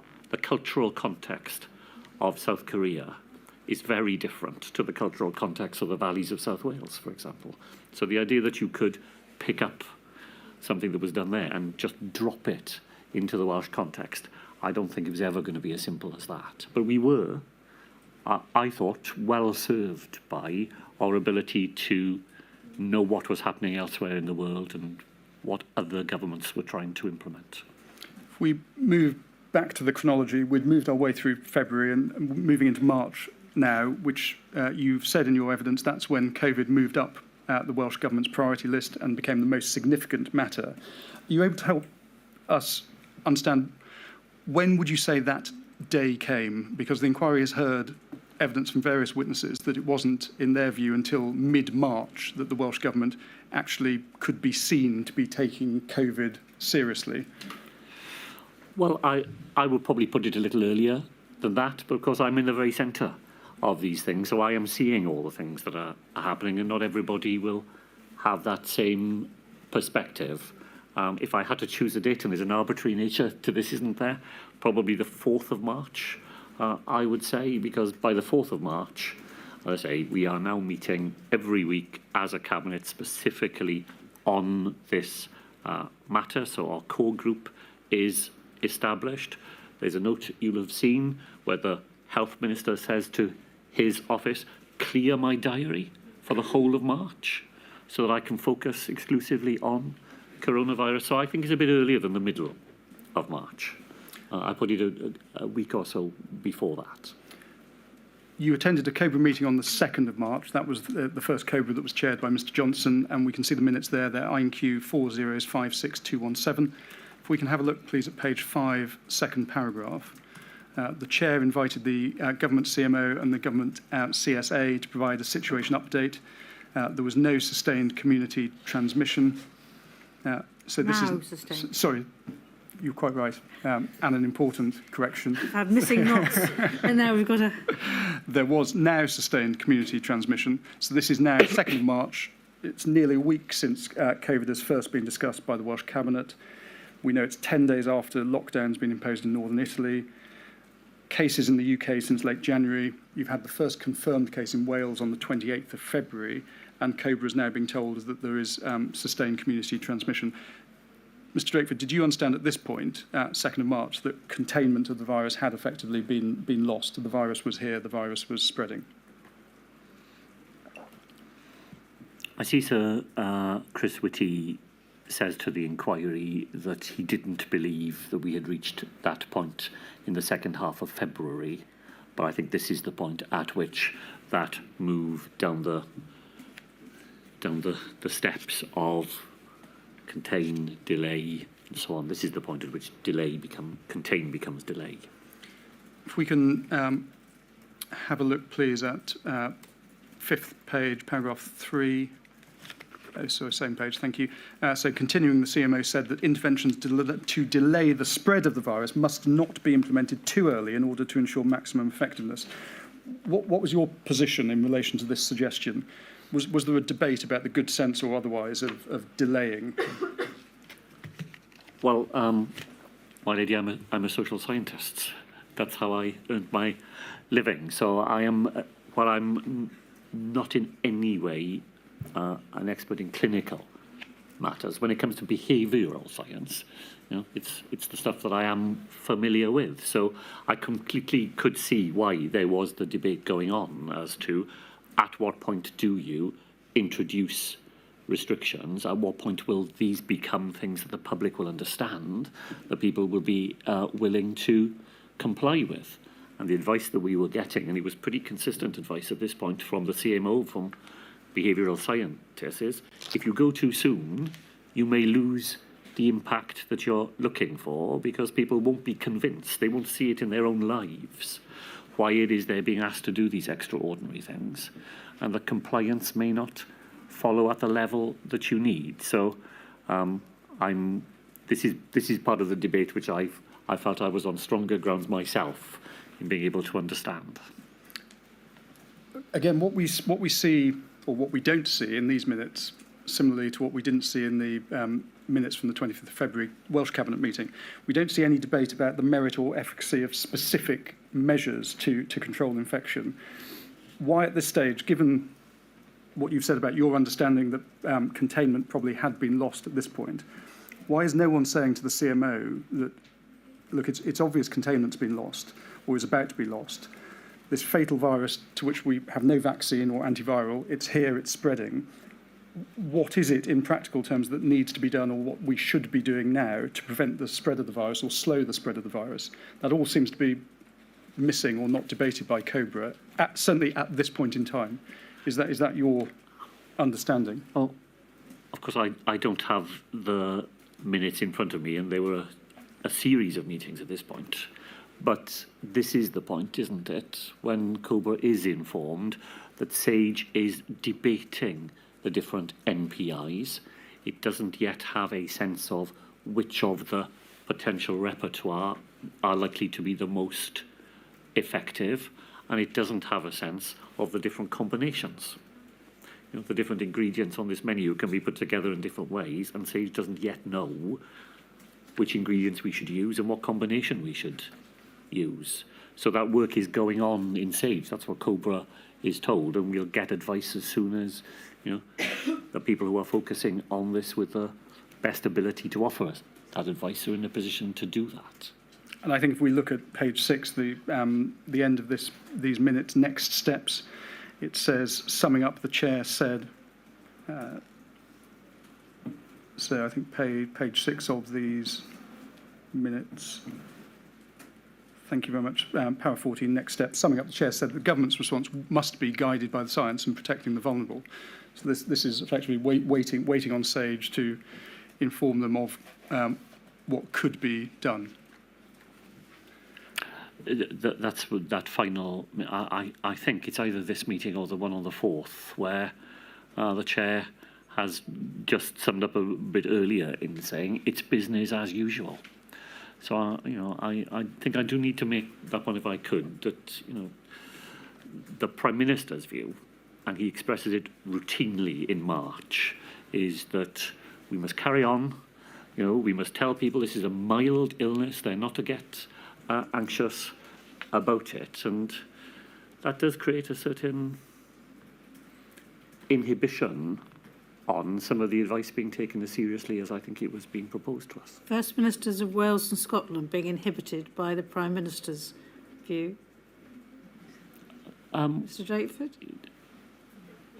When a Prime Minister expresses a view, most people take, it will be taken seriously. I mean, I wouldn't have agreed with him at that point, but he repeatedly, every time we discussed it, sort of, said things that were designed to minimise the seriousness of the position we were facing, and to I mean, you know, he might say that he was responding to that advice about not going too early, not doing things in advance of where public opinion lay. But I think he has said himself, hasn't he, in some of his evidence, that looking back, he wasn't taking it as seriously as it needed to be. Accepting the point about that some say that not going too early, although I think there may be debates about that. So you're waiting on SAGE to come up with the modelling of the various interventions, shielding, face masks, all the different closure of schools, that kind of thing. Were you aware what work was going on so that should the modellers say you need this range of interventions, you need to shield the vulnerable, you need to test and trace, what work was going on to make sure that once you'd got the recommended combination of NPIs from SAGE, that basically you could then say, right, we're on it. We'll get it all ready so that the Welsh people can be as best protected as possible. What work was, I mean, to be honest, I've heard a lot throughout the inquiry, not just this module, plans and discussions, and I want to know what was actually happening to make things ready. Were you aware at that stage, or had you left it to your health minister?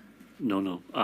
We'd have been discussing all of this in our cabinet discussions. I think the point that I will probably make is that it wouldn't be a reflection of the realities of the time to regard these things as happening in sequence. It wasn't an orderly, we will think, we will plan, we will prepare, we will do. We're thinking, planning and doing all at the same time. So in this very few weeks, by the time we get less than 3 weeks from this point, in Wales, all schools are closed, all FE colleges are closed, most major events have been cancelled, pubs, clubs and restaurants are closed, gyms, cinemas, theatres, leisure centres are closed, footpaths, beauty spots, tourist attractions and caravan parks are closed. The reality of the time is not a, were you planning, were you preparing before you do? You're having to do everything, you know, in one very, very compressed sequence of events. And actually, in a very, very short period of time, many of the things that we were thinking about on the 2nd of March have actually happened. And that's only possible because people are thinking and preparing and planning and talking particularly, while at the same time getting on and doing things as well. At your regular Monday press briefing on the 2nd of March, that's the first mention of COVID. We can have a look at INQ 302274779. Second bullet point, you confirm the first case in Wales, person being treated at Royal Free Hospital in London. And then if we can zoom out and look at under preparations, you say that Wales and the whole of the UK is well prepared for these type of incidents and that you have robust infection control measures in place. Now, isn't the reality that Wales was not at all well prepared? I mean, that much was accepted by Mr Gethin in his evidence that he gave in Module 1 and to some extent in his evidence that we heard on Monday. For what we actually faced, we were not as well prepared as we needed to be. For what we thought we would face, or we had planned response, then it did have a lot of robust elements in it. It is simply that when we came to implement the plan, I'm very allergic to some of the sort of military metaphors that others used in all of this, but if I use one briefly now, you know, the enemy we faced was not the enemy we were expecting. If we can have a look at the next Cobra meeting, it's the 9th of March. We've got those minutes, INQ 4056219. This was chaired by the Prime Minister. You dialed in with Mr Gethin and Dr Atherton. I think it would be right to say the main purpose of this meeting was to discuss delaying the peak of the virus. If we can have a look at paragraph 7 on page 5, please. So the meeting highlights for the first time that the spread of COVID-19 in the devolved administrations was not at the same stage as England, therefore necessary to consider whether implementation of the response should be staged or uniformly implemented. And although it's obviously right to say that Wales was behind the curve at this point in time, your view was that a single message was preferable. Is that right? It is.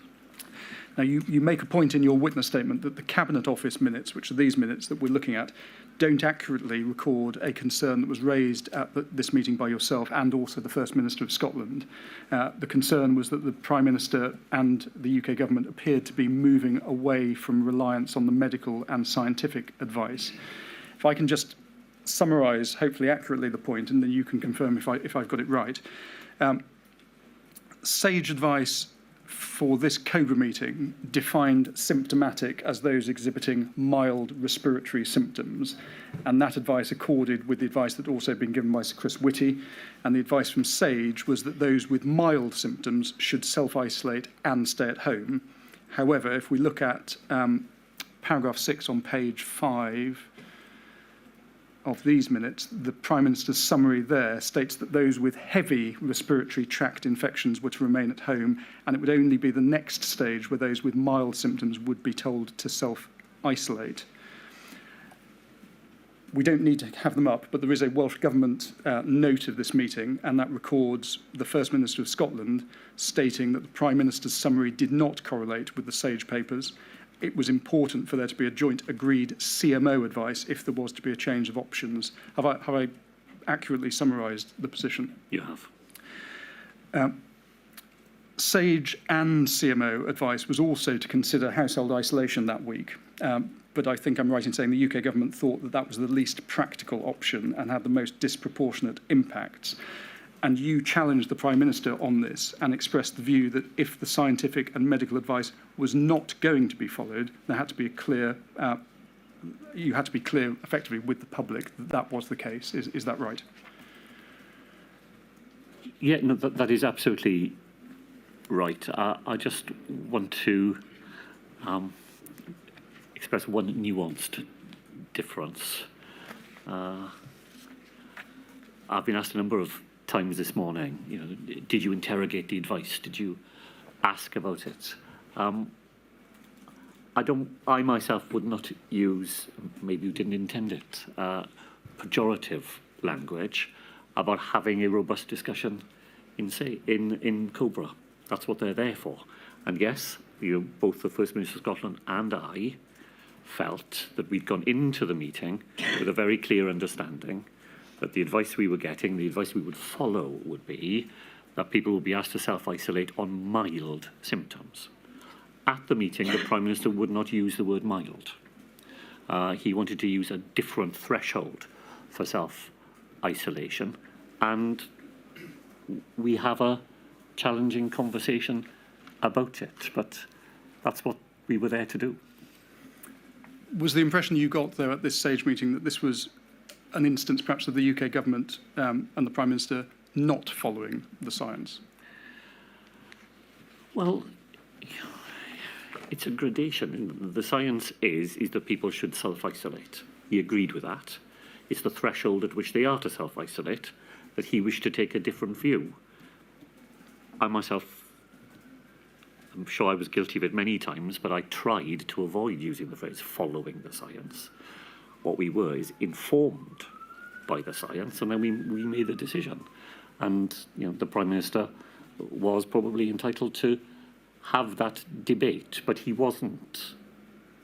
He was not advocating an outcome from that meeting, which is the outcome that I believed at the start. When I went in through the door, I didn't think that's what we were being asked to agree.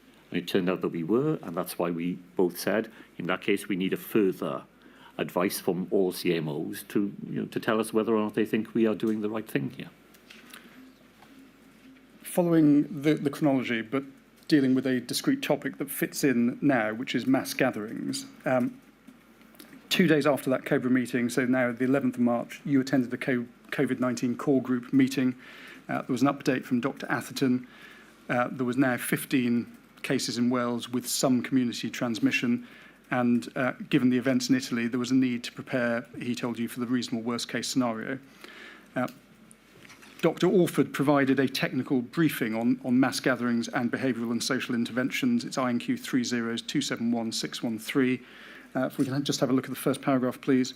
So, in the event of a severe epidemic, the NHS will be unable to meet all demands placed on it.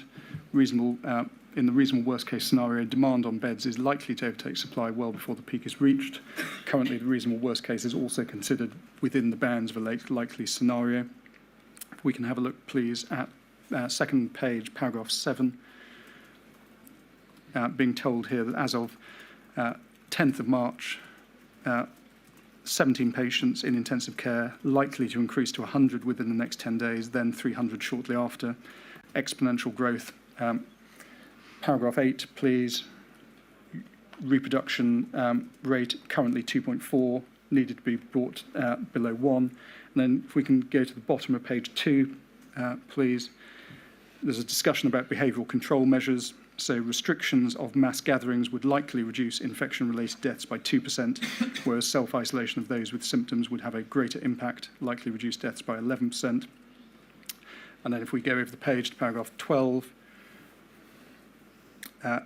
you're told that any of the measures listed below could on their own potentially flatten and extend the peak of the epidemic by some degree, but a combination was expected to have a greater impact.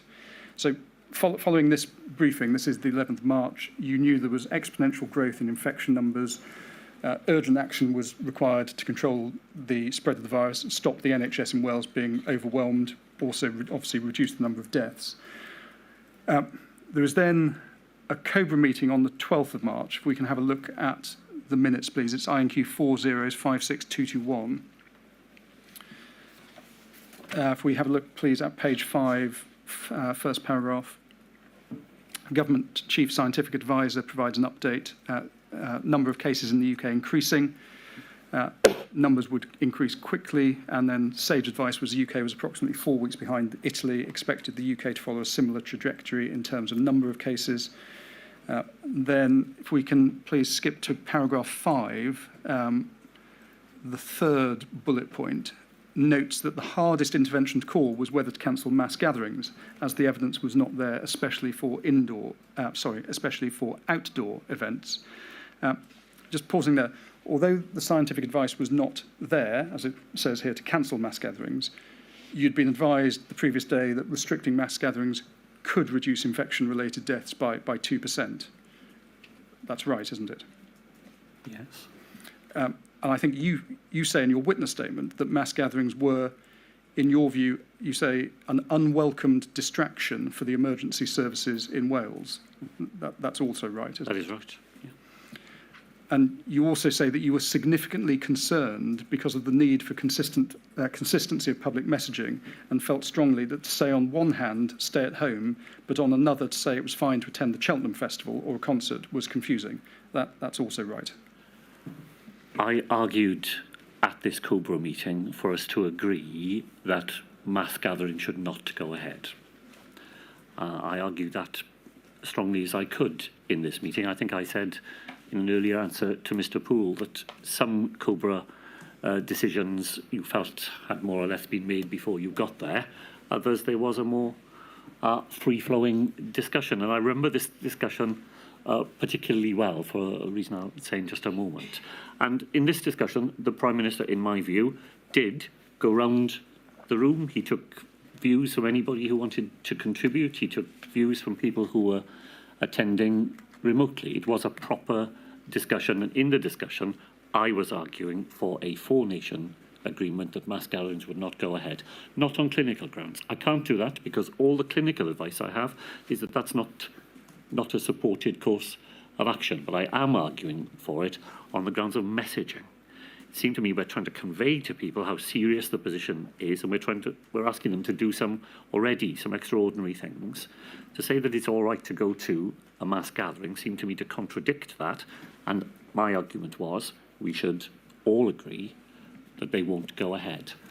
The reason I have such a vivid memory of it is that having gone round the table, the Prime Minister summed up against that course of action, and he summed it up by saying, Dom says no.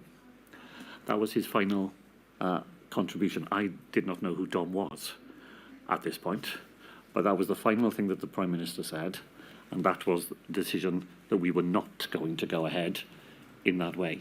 But my argument, and I made it as strongly as I could, was that on public messaging grounds, that was the right thing to do. And you weren't alone, though, Mr. Drakeford, were you? Because the Scottish Government were in favour of advising against gatherings of more than 500 people. If we can have a look at page 6 of these minutes, I think it's the 9th bullet point, says here, Scottish Government minded to advise against gatherings of more than 500 people so as to ensure frontline emergency workers were able to prioritise the response to the pandemic. And then we have a look at the conclusions. It's page 8, paragraph 15. And as you've just told us, the UK government took the decision not to prohibit mass gatherings, but it is noted that the PM respects the Scottish government's decision to cancel mass gatherings to manage pressure on emergency responders. So why didn't you follow the Scottish government and take a decision on behalf of the Welsh government to either ban or, if, as we've heard some evidence, the thinking was there wasn't a legal power to ban, to at least advise against mass gatherings going ahead? Well, 2 reasons. Because I would not have been able to adduce any clinical evidence in support of that. But secondly, because of the final sentence in the extract that's in front of us here. It was crucial for the government to stick to the SAGE advice, and the SAGE advice did not support banning mass gatherings. And the 4 nations should try to stick together as one United Kingdom. Now, as we know, this was there was a 6 Nations rugby match to be played between Wales and Scotland, due to be played in Cardiff the following weekend. On the 11th of March, the inquiry has seen evidence from Gareth Davies, the then chairman of the Welsh Rugby Union. He says that he contacted your office to express his concerns about that match going ahead. You presume, were you aware of those concerns being expressed by the WRU at that time? I was aware that there were conversations going on with the WRU. Were you aware of a conversation between Vaughan Gethin, Dr Robin Howe and Dr Tracy Cooper of Public Health Wales on the 13th of March about the match, and Public Health Wales expressing to Mr Gethin significant concerns about that match going ahead? Not to my present recollection. The concerns were not simply that 70,000 people would gather at the Principality Stadium, but also that significant numbers of fans would be travelling from Scotland. There would be crowding in pubs and bars in Cardiff before and after the match. And the inquiry understands that ultimately it was left to the Welsh Rugby Union to take the decision whether or not to postpone that match. And that decision was taken at lunchtime on the 13th, so that was the day before the match. By that time, 20,000 Scottish rugby fans had already arrived in Cardiff. And Mr Davies's evidence to the inquiry is that it would have been reckless to allow the match to proceed. Do you agree it would have been reckless to allow that match to proceed? Well, I had already been arguing Cobra for the match not to go ahead. So, my position was it would be preferable for the match not to happen. But I had no medical evidence that I could make to support that conclusion. I had no agreement from the UK government to that position, and I have no legal power, actually, to enforce that decision, because the power lies exclusively with the Welsh Rugby Union. I had a conversation, as you might be about to say, Mr Poole, sorry if I'm anticipating you, directly with Mr Davies. This was I think one thing we've missed in this discussion so far is just what a hotly contested decision this was. A rugby match in Wales is never far from the headlines, and it was in the headlines all that week with very, very strongly differing views as to whether or not it should be allowed to go ahead. And what I said to Mr Davies in my conversation with him is that whatever decision the Welsh Rugby Union made, the Welsh Government would back it.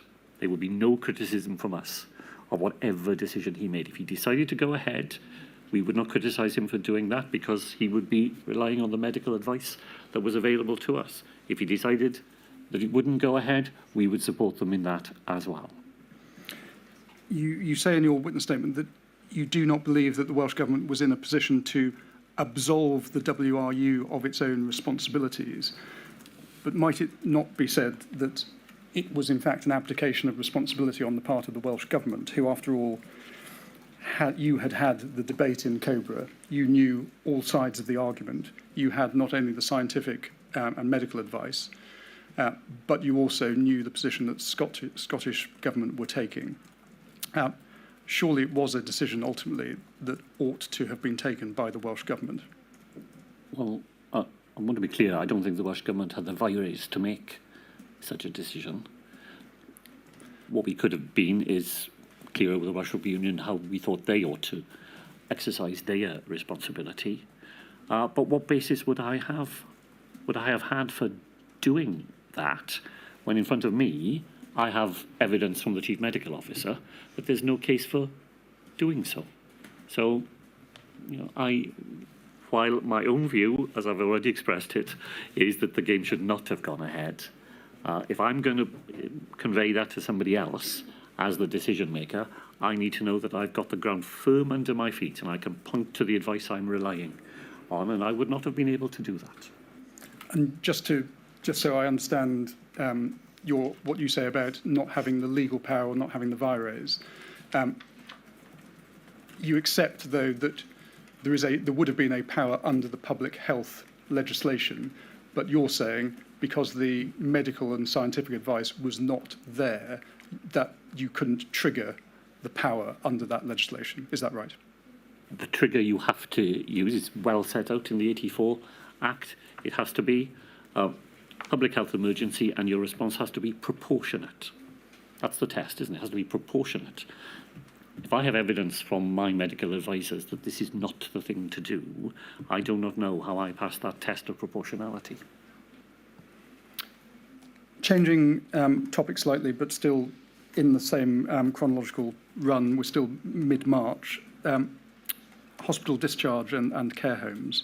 The inquiry heard evidence on Monday from Vaughan Gethin that on the 13th of March, he gave a joint press conference with you regarding the framework of actions, which included a direction to expedite the discharge of vulnerable patients from acute and community hospitals. It also suspended the protocol which gives the right to a choice of care home. How much of this was led by the UK government, or was this a decision taken by the Welsh government in a devolved space, namely health? This is a devolved government decision. It's made in advance of a decision by the UK government for England. Now, as we discussed with Mr. Gethin on Monday, discharging vulnerable patients to care homes presented an obvious risk that had to be managed. Do you think that the risk of spreading the infection from hospitals into care homes, which obviously contain some of the most vulnerable people in Welsh society, was properly managed by the Welsh government?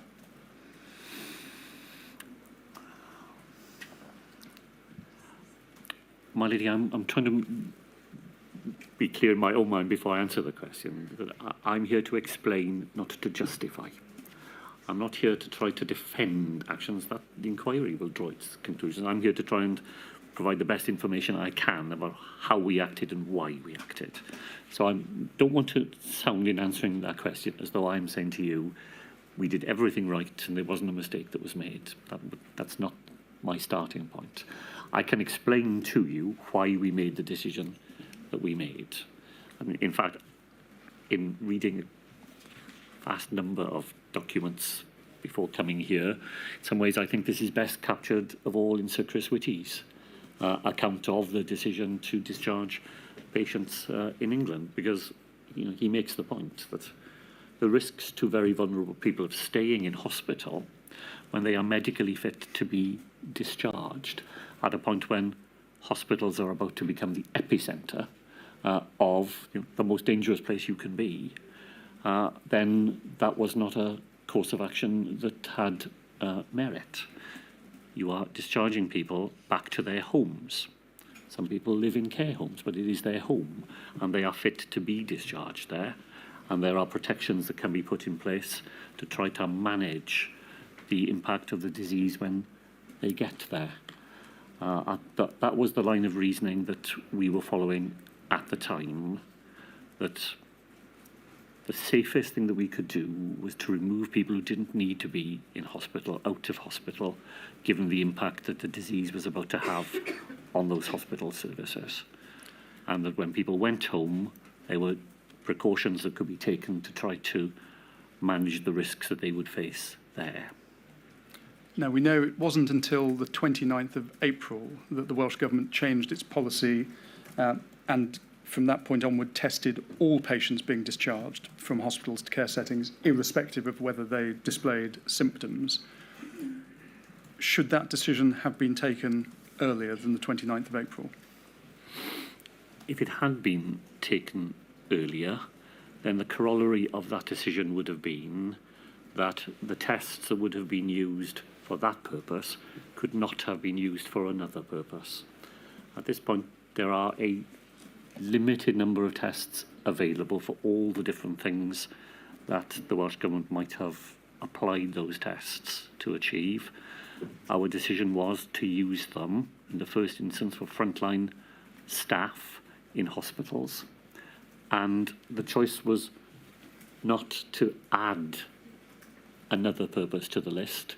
Had you added that purpose, you would have had to have displaced another purpose. There weren't enough tests to do all the things we would have liked to have done with them. And we were creating a priority order, and that's the debate that lies behind that decision. Obviously, the issue didn't begin and end with testing on discharge. We know that the reason Wales's care homes had such poor outcomes during the first wave of the pandemic was due to infections actually being seeded in the homes through staff. And we know that the UK government announced on the 28th of April mass testing of asymptomatic residents and staff across all care homes in England. 2 days after that, a group of UK MPs wrote to you expressing their concerns about Wales's failure to do so. What steps did you take in response to that letter? Well, I think this is terribly difficult territory because I know just how powerfully people feel about what happened in care homes here in Wales. And, I absolutely regret everything that led to loss of life. My own mother lived in a care home in Wales throughout this pandemic. These are matters that in a Welsh context, decision makers are not immune from the decisions that we take. But the evidence, I think, is the evidence Mr. Poole has just cited, that of course there are instances where coronavirus is seeded into care homes by people being discharged from hospital. But the primary reasons why coronavirus ends up in a care home is because of the necessary ingress into care homes of people who are there to care for people in them. And as coronavirus rises in the community, the risk that it will be carried into the care home in that way increases. And I know for lots of people that's an uncomfortable conclusion, but I think it is where the evidence that I have seen takes us. Once we had received, we are receiving letters and advice and suggestions from all sorts of people all the time.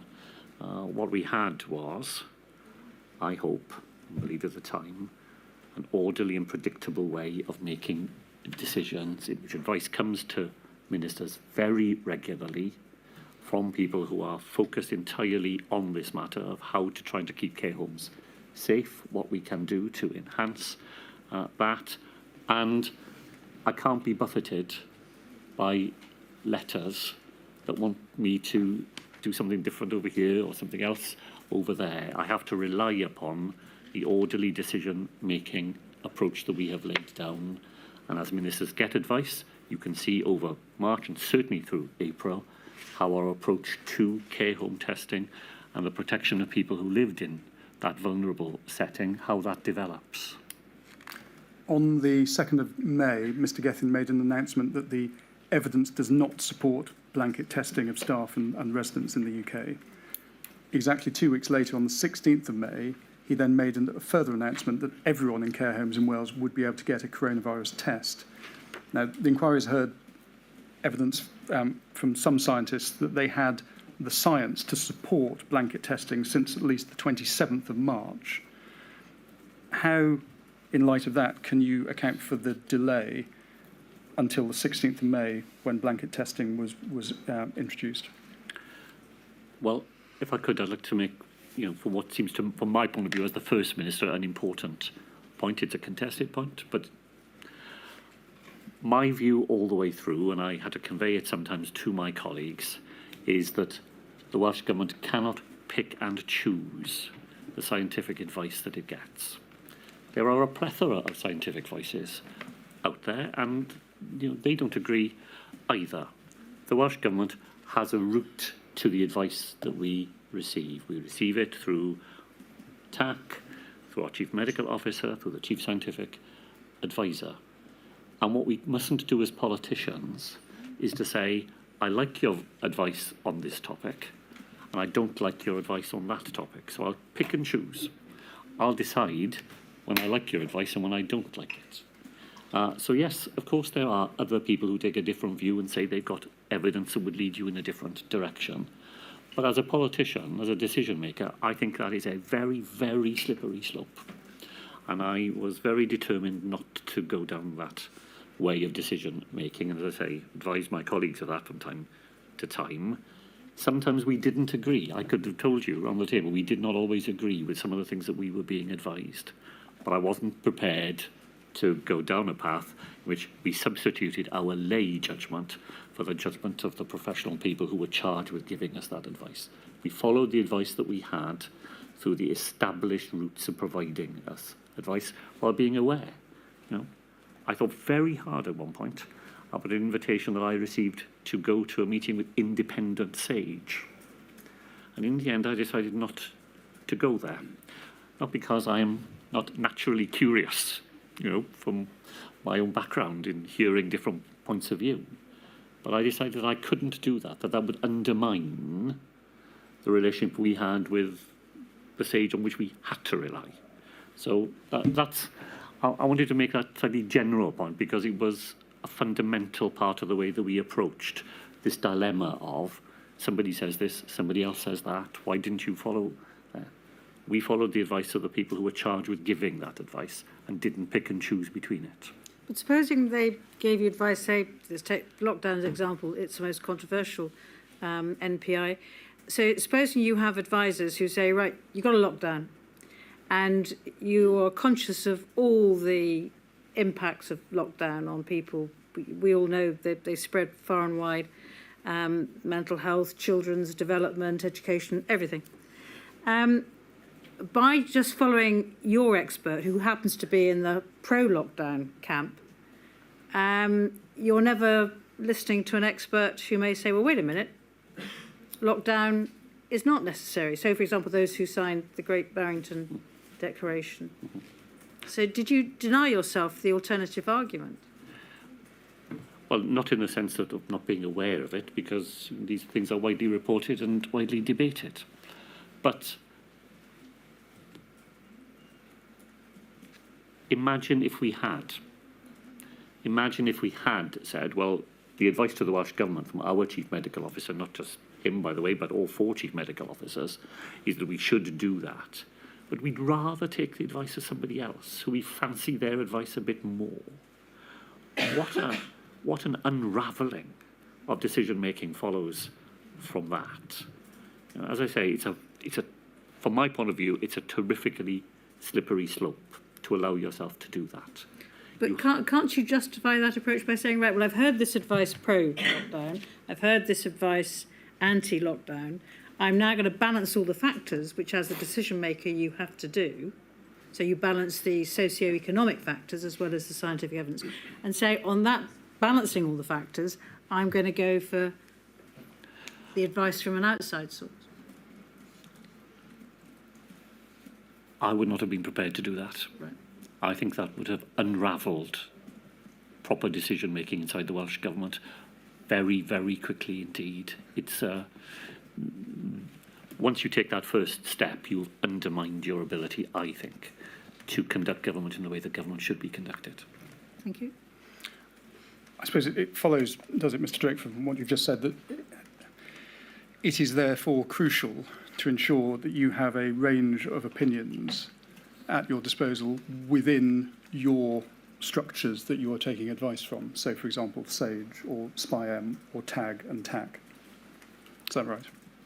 Of course, the fact that we, in the end, have a single piece of advice because you've got to make a decision. So, there's a fork in the road. You've got to decide which way that does not mean that behind that final piece of advice there is not a wide variety of views and a lot of sharp debate as well. And of course you want to have that. That's very important. I think you see that played out in the minutes of those bodies. But in the end, that has to crystallise in a choice between the two, if it is a binary choice between the two courses of action you could take. Change topic slightly, but staying hopefully chronologically, we now move to the 18th of March. The decision was taken in Wales on the 18th of March to close schools in Wales early for Easter. Was that I think you might have answered this right at the outset when I gave you the example of ministerial decisions within their own portfolio. But was this a consensus decision taken by Cabinet, or was this a decision taken by the then Minister for Education, Kirsty Williams? Important to say, of course, it's not a decision. Welsh Government does not have decision-making capabilities. It's advice that is given to those who have decision-making. This is a decision that is made under enormous pressure of unravelling events.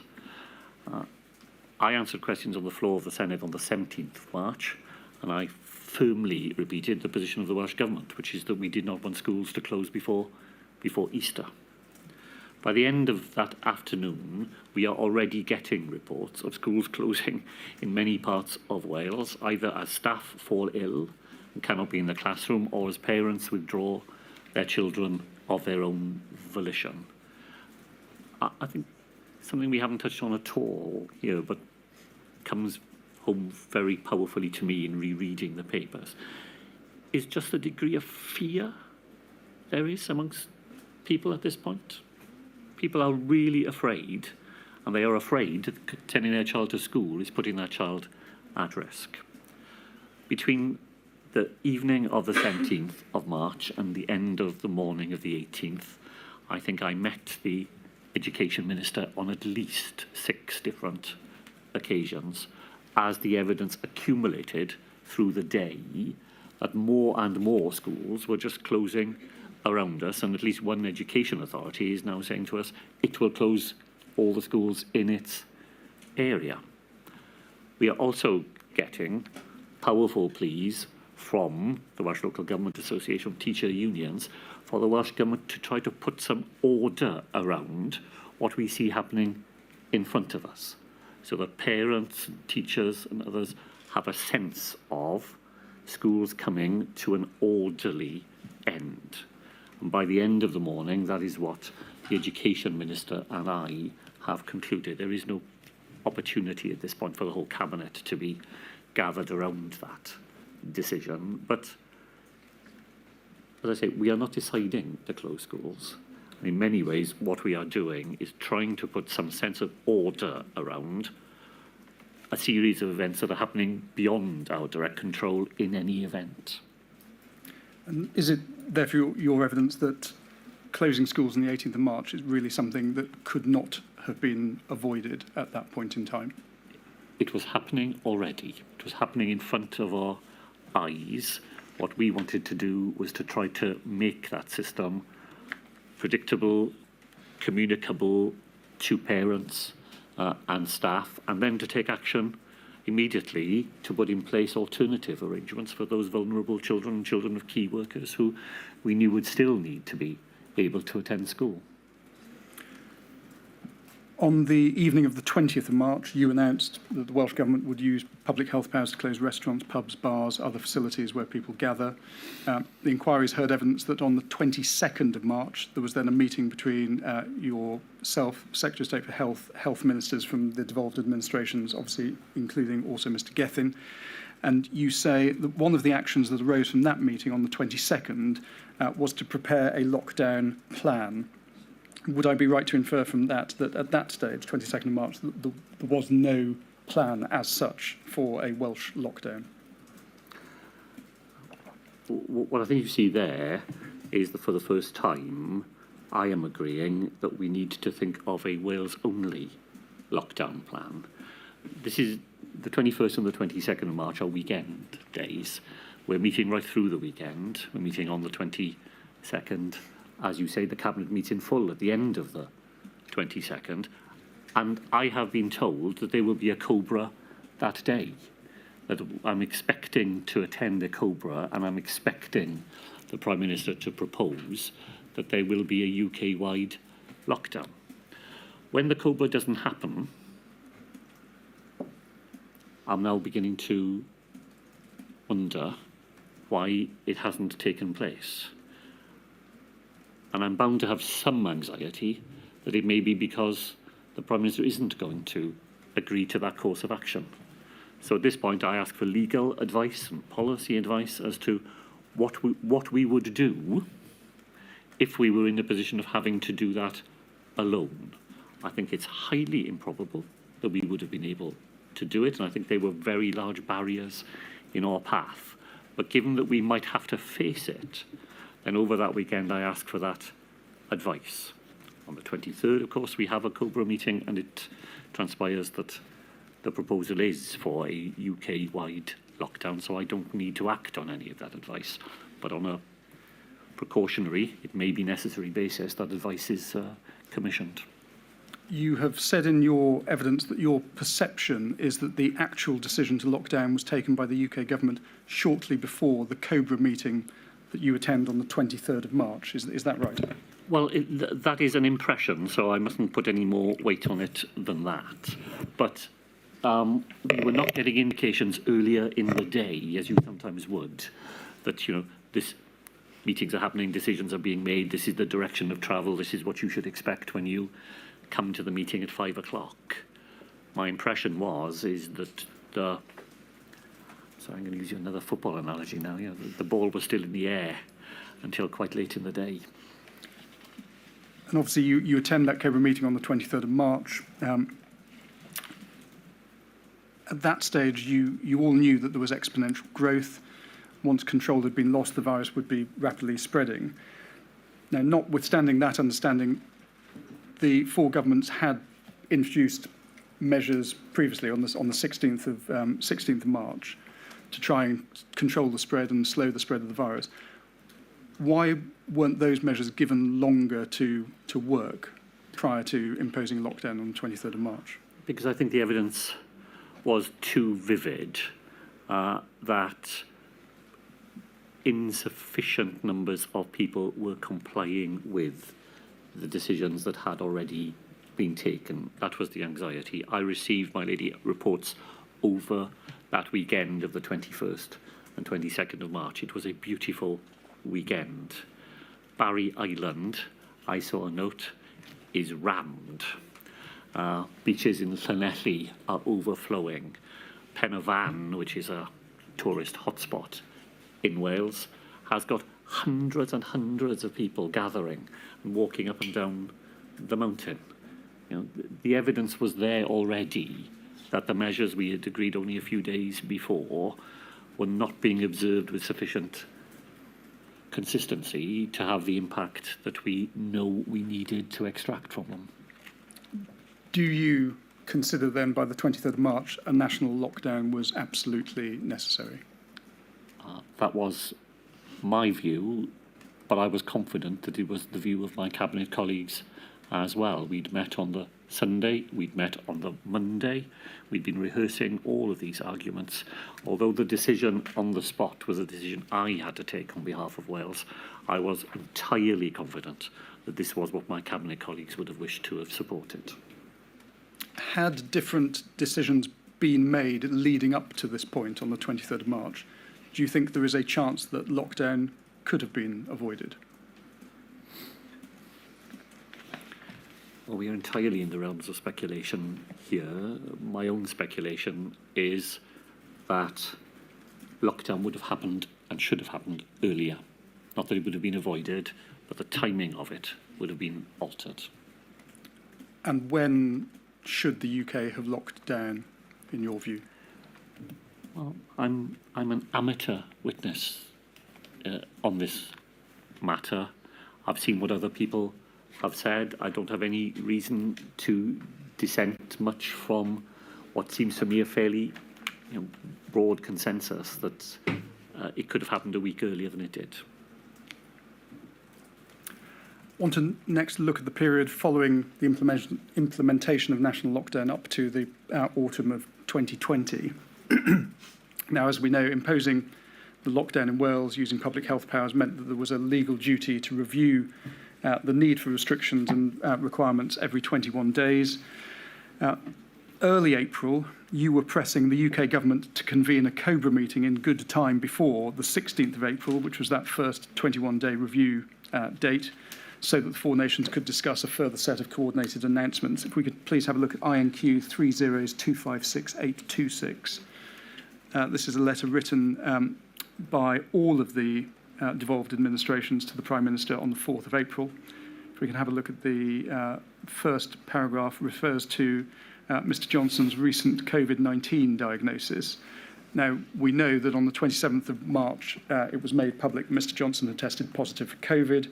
He was later admitted to hospital on the 6th of April, where he remained for 6 days. You have said in your evidence that Mr Johnson's illness and hospitalisation did have an impact on decision-making. You describe it as having had a chilling effect. Just describe to us in what way you say that Mr Johnson's illness and hospitalisation had an impact on decision-making in the way you describe. Could I say to begin with that I have no complaints at all about the way in which meetings in the absence of Mr Johnson were conducted by Mr Raab, who chaired those meetings. He was a good chair of a meeting. The chilling effect is in the hesitation which the whole system feels about making major decisions when the Prime Minister himself is not at the table and not able to participate in them. So, to my mind, you could detect very easily the hesitation that was there amongst people who were left to make those decisions in the absence of the Prime Minister.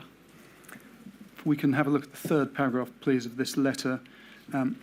You say, picking it up, whereas hurriedly convened COBRA meetings early in the pandemic were understandable, there is no reason not to ensure an orderly process ahead of this predictable milestone. Did you find it surprising that you and the other First Ministers were having to write to the Prime Minister in this way on the 4th of April? Well, I think it does illustrate some of our anxieties that a regular, reliable rhythm of engagement at that level had been put in place. A few days after this letter was sent, you describe in your evidence a call with Mr Gove on the 8th of April, but you say there was no commitment being given on behalf of the UK government to hold a COBRA meeting. You must have been somewhat surprised then to receive a calling notice at 10 to 7 that evening to attend a COBRA the following day. That was chaired by Mr Raab. It's the COBRA meeting of the 9th of April. If we can have a look at INQ 4083830, please. Of these minutes, you've said in your evidence that they accord with your recollection that, your words, a consistent message was required across the four nations to ensure the message landed in the most clear way. And I think, in fact, we see that noted if we have a look at paragraph 5, page 3 there. Now, in the Welsh Government, this is Cabinet Office minutes, but in the Welsh Government notes of this meeting, you are recorded as saying, our clear message is that people stay home and restrictions remain in place. We are not throwing away everything we have gained. Were you concerned at this stage that the UK government might not be on the same page as the Welsh Government and the other devolved administrations and also the Mayor of London? Well, if I was concerned, then events prove me wrong, because the UK government does agree that a further 3 weeks of the same level of restrictions is necessary. I probably do have some anxiety as to whether or not they share that view, but more importantly, in practice, when we had that COBRA meeting, there was a continued four-nation agreement that the level of intervention that we've seen in the first 3 weeks must continue for another 3 weeks. You refer in your witness statement to a four nations phone call with the Prime Minister on the 7th of May. You say that the UK government's roadmap adopted a different approach to the approach that the Welsh government was taking. Just want to explore what you mean by this by reference to some minutes of an ex-COVID meeting on the 7th of May. It's INQ 000216499. please.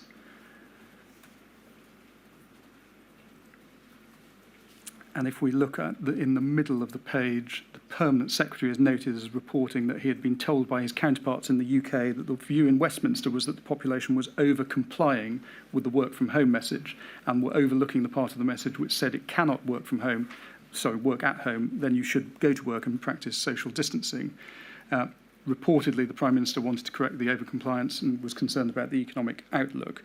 And then there was discussion at this meeting on the 7th of May as to whether to retain the stay home, save lives messaging. If we just have a look at the bottom of page 2, please, of these minutes, we see Toby Mason's comments, this absolutely not just messaging, but a policy difference, and notes that if Wales retains stay at home, it will be different to England, who were looking to ease some restrictions to allow activity outdoors.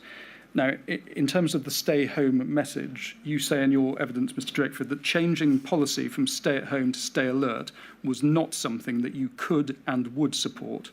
Can you just explain why, given that the UK government and the Welsh government were drawing on the same scientific evidence, you didn't feel able to support the UK government's change of policy? Well, having said at the start of my evidence that, there was always more that we agreed on than we disagreed on, this was one of the bleaker moments during the conduct of intergovernmental affairs. I'm not part of the meeting that you've just quoted here, but I do go to a COBRA meeting on the 10th of May. And I hear for the first time that the UK government intends to abandon the message that we've all agreed on and to move away from stay home to stay alert. And I'm hearing it in the meeting, and this is one of those examples when I feel that the decision has already been made. We're not really being asked to participate in whether to move. We're being told the UK government has decided to move. I hear from the head of communications in the UK government, someone whose advice I'd heard many times and respected a lot, that there have been focus groups carried out around this change of messaging, none of which we either knew about, we didn't know they'd happened, and we certainly had no access to the results of them. And I simply was not prepared to agree to such a major change of policy on the basis of the information that I had in front of me at that meeting. I was very unconvinced by stay alert. I've no idea what stay alert is asking me to do. My advice to a Welsh citizen is stay at home. Well, they know what's being asked of them. If I'm asking them to stay alert, I've no idea what it is that they are expected to do in response to that injunction. So, for all those reasons, no prior notice, no sharing of the basis on which the change had been made, no ability to explain to me what the new message was meant to convey to anybody. I wasn't prepared to agree to it. I had no cabinet cover for doing that because we didn't know that we were going to be asked to agree. So at that meeting on the 10th of May, I make it very clear that if the Prime Minister decides to go ahead in that way, then he must be very clear that this is a decision he is making for England, and that in Wales we will continue with the mantra that we have very successfully persuaded people to stay with in those first 6 weeks. And I think it would be fair to say that the announcement that's made, we've seen the text of it with other witnesses, there's very little in that announcement made by Mr Johnson to suggest that these measures applied to England only. Did that cause confusion in Wales? I think it's the opposite of there not being much to convey that there is a difference, and I'm doing my best not to sound as cross as I felt at the time, perhaps. But in that COBRA meeting, we have a very direct rehearsal with the Prime Minister of the need for him to be clear in a press conference, which he's told us he's about to have. So we know the decision's made because he's got a press conference lined up to announce it. In that press conference, he must make it clear that what he's about to say does not apply in Wales or Scotland or Northern Ireland. And he gives assurances in the COBRA meeting that he will do his very best to make sure he does that.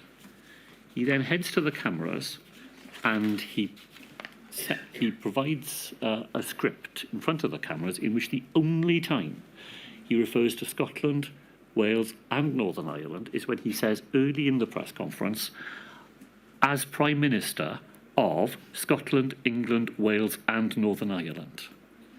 It is a very clear indication to people that what he's about to say applies to the whole of the United Kingdom. And he never once says that that is not the case.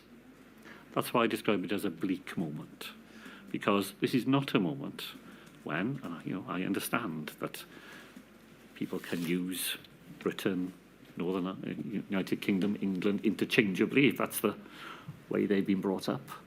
But in this case, this is not a slip of the tongue. This is not somebody forgetting to mention. This is a deliberate attempt to imply to people that what the Prime Minister is about to say means them, when he full well knew that he didn't.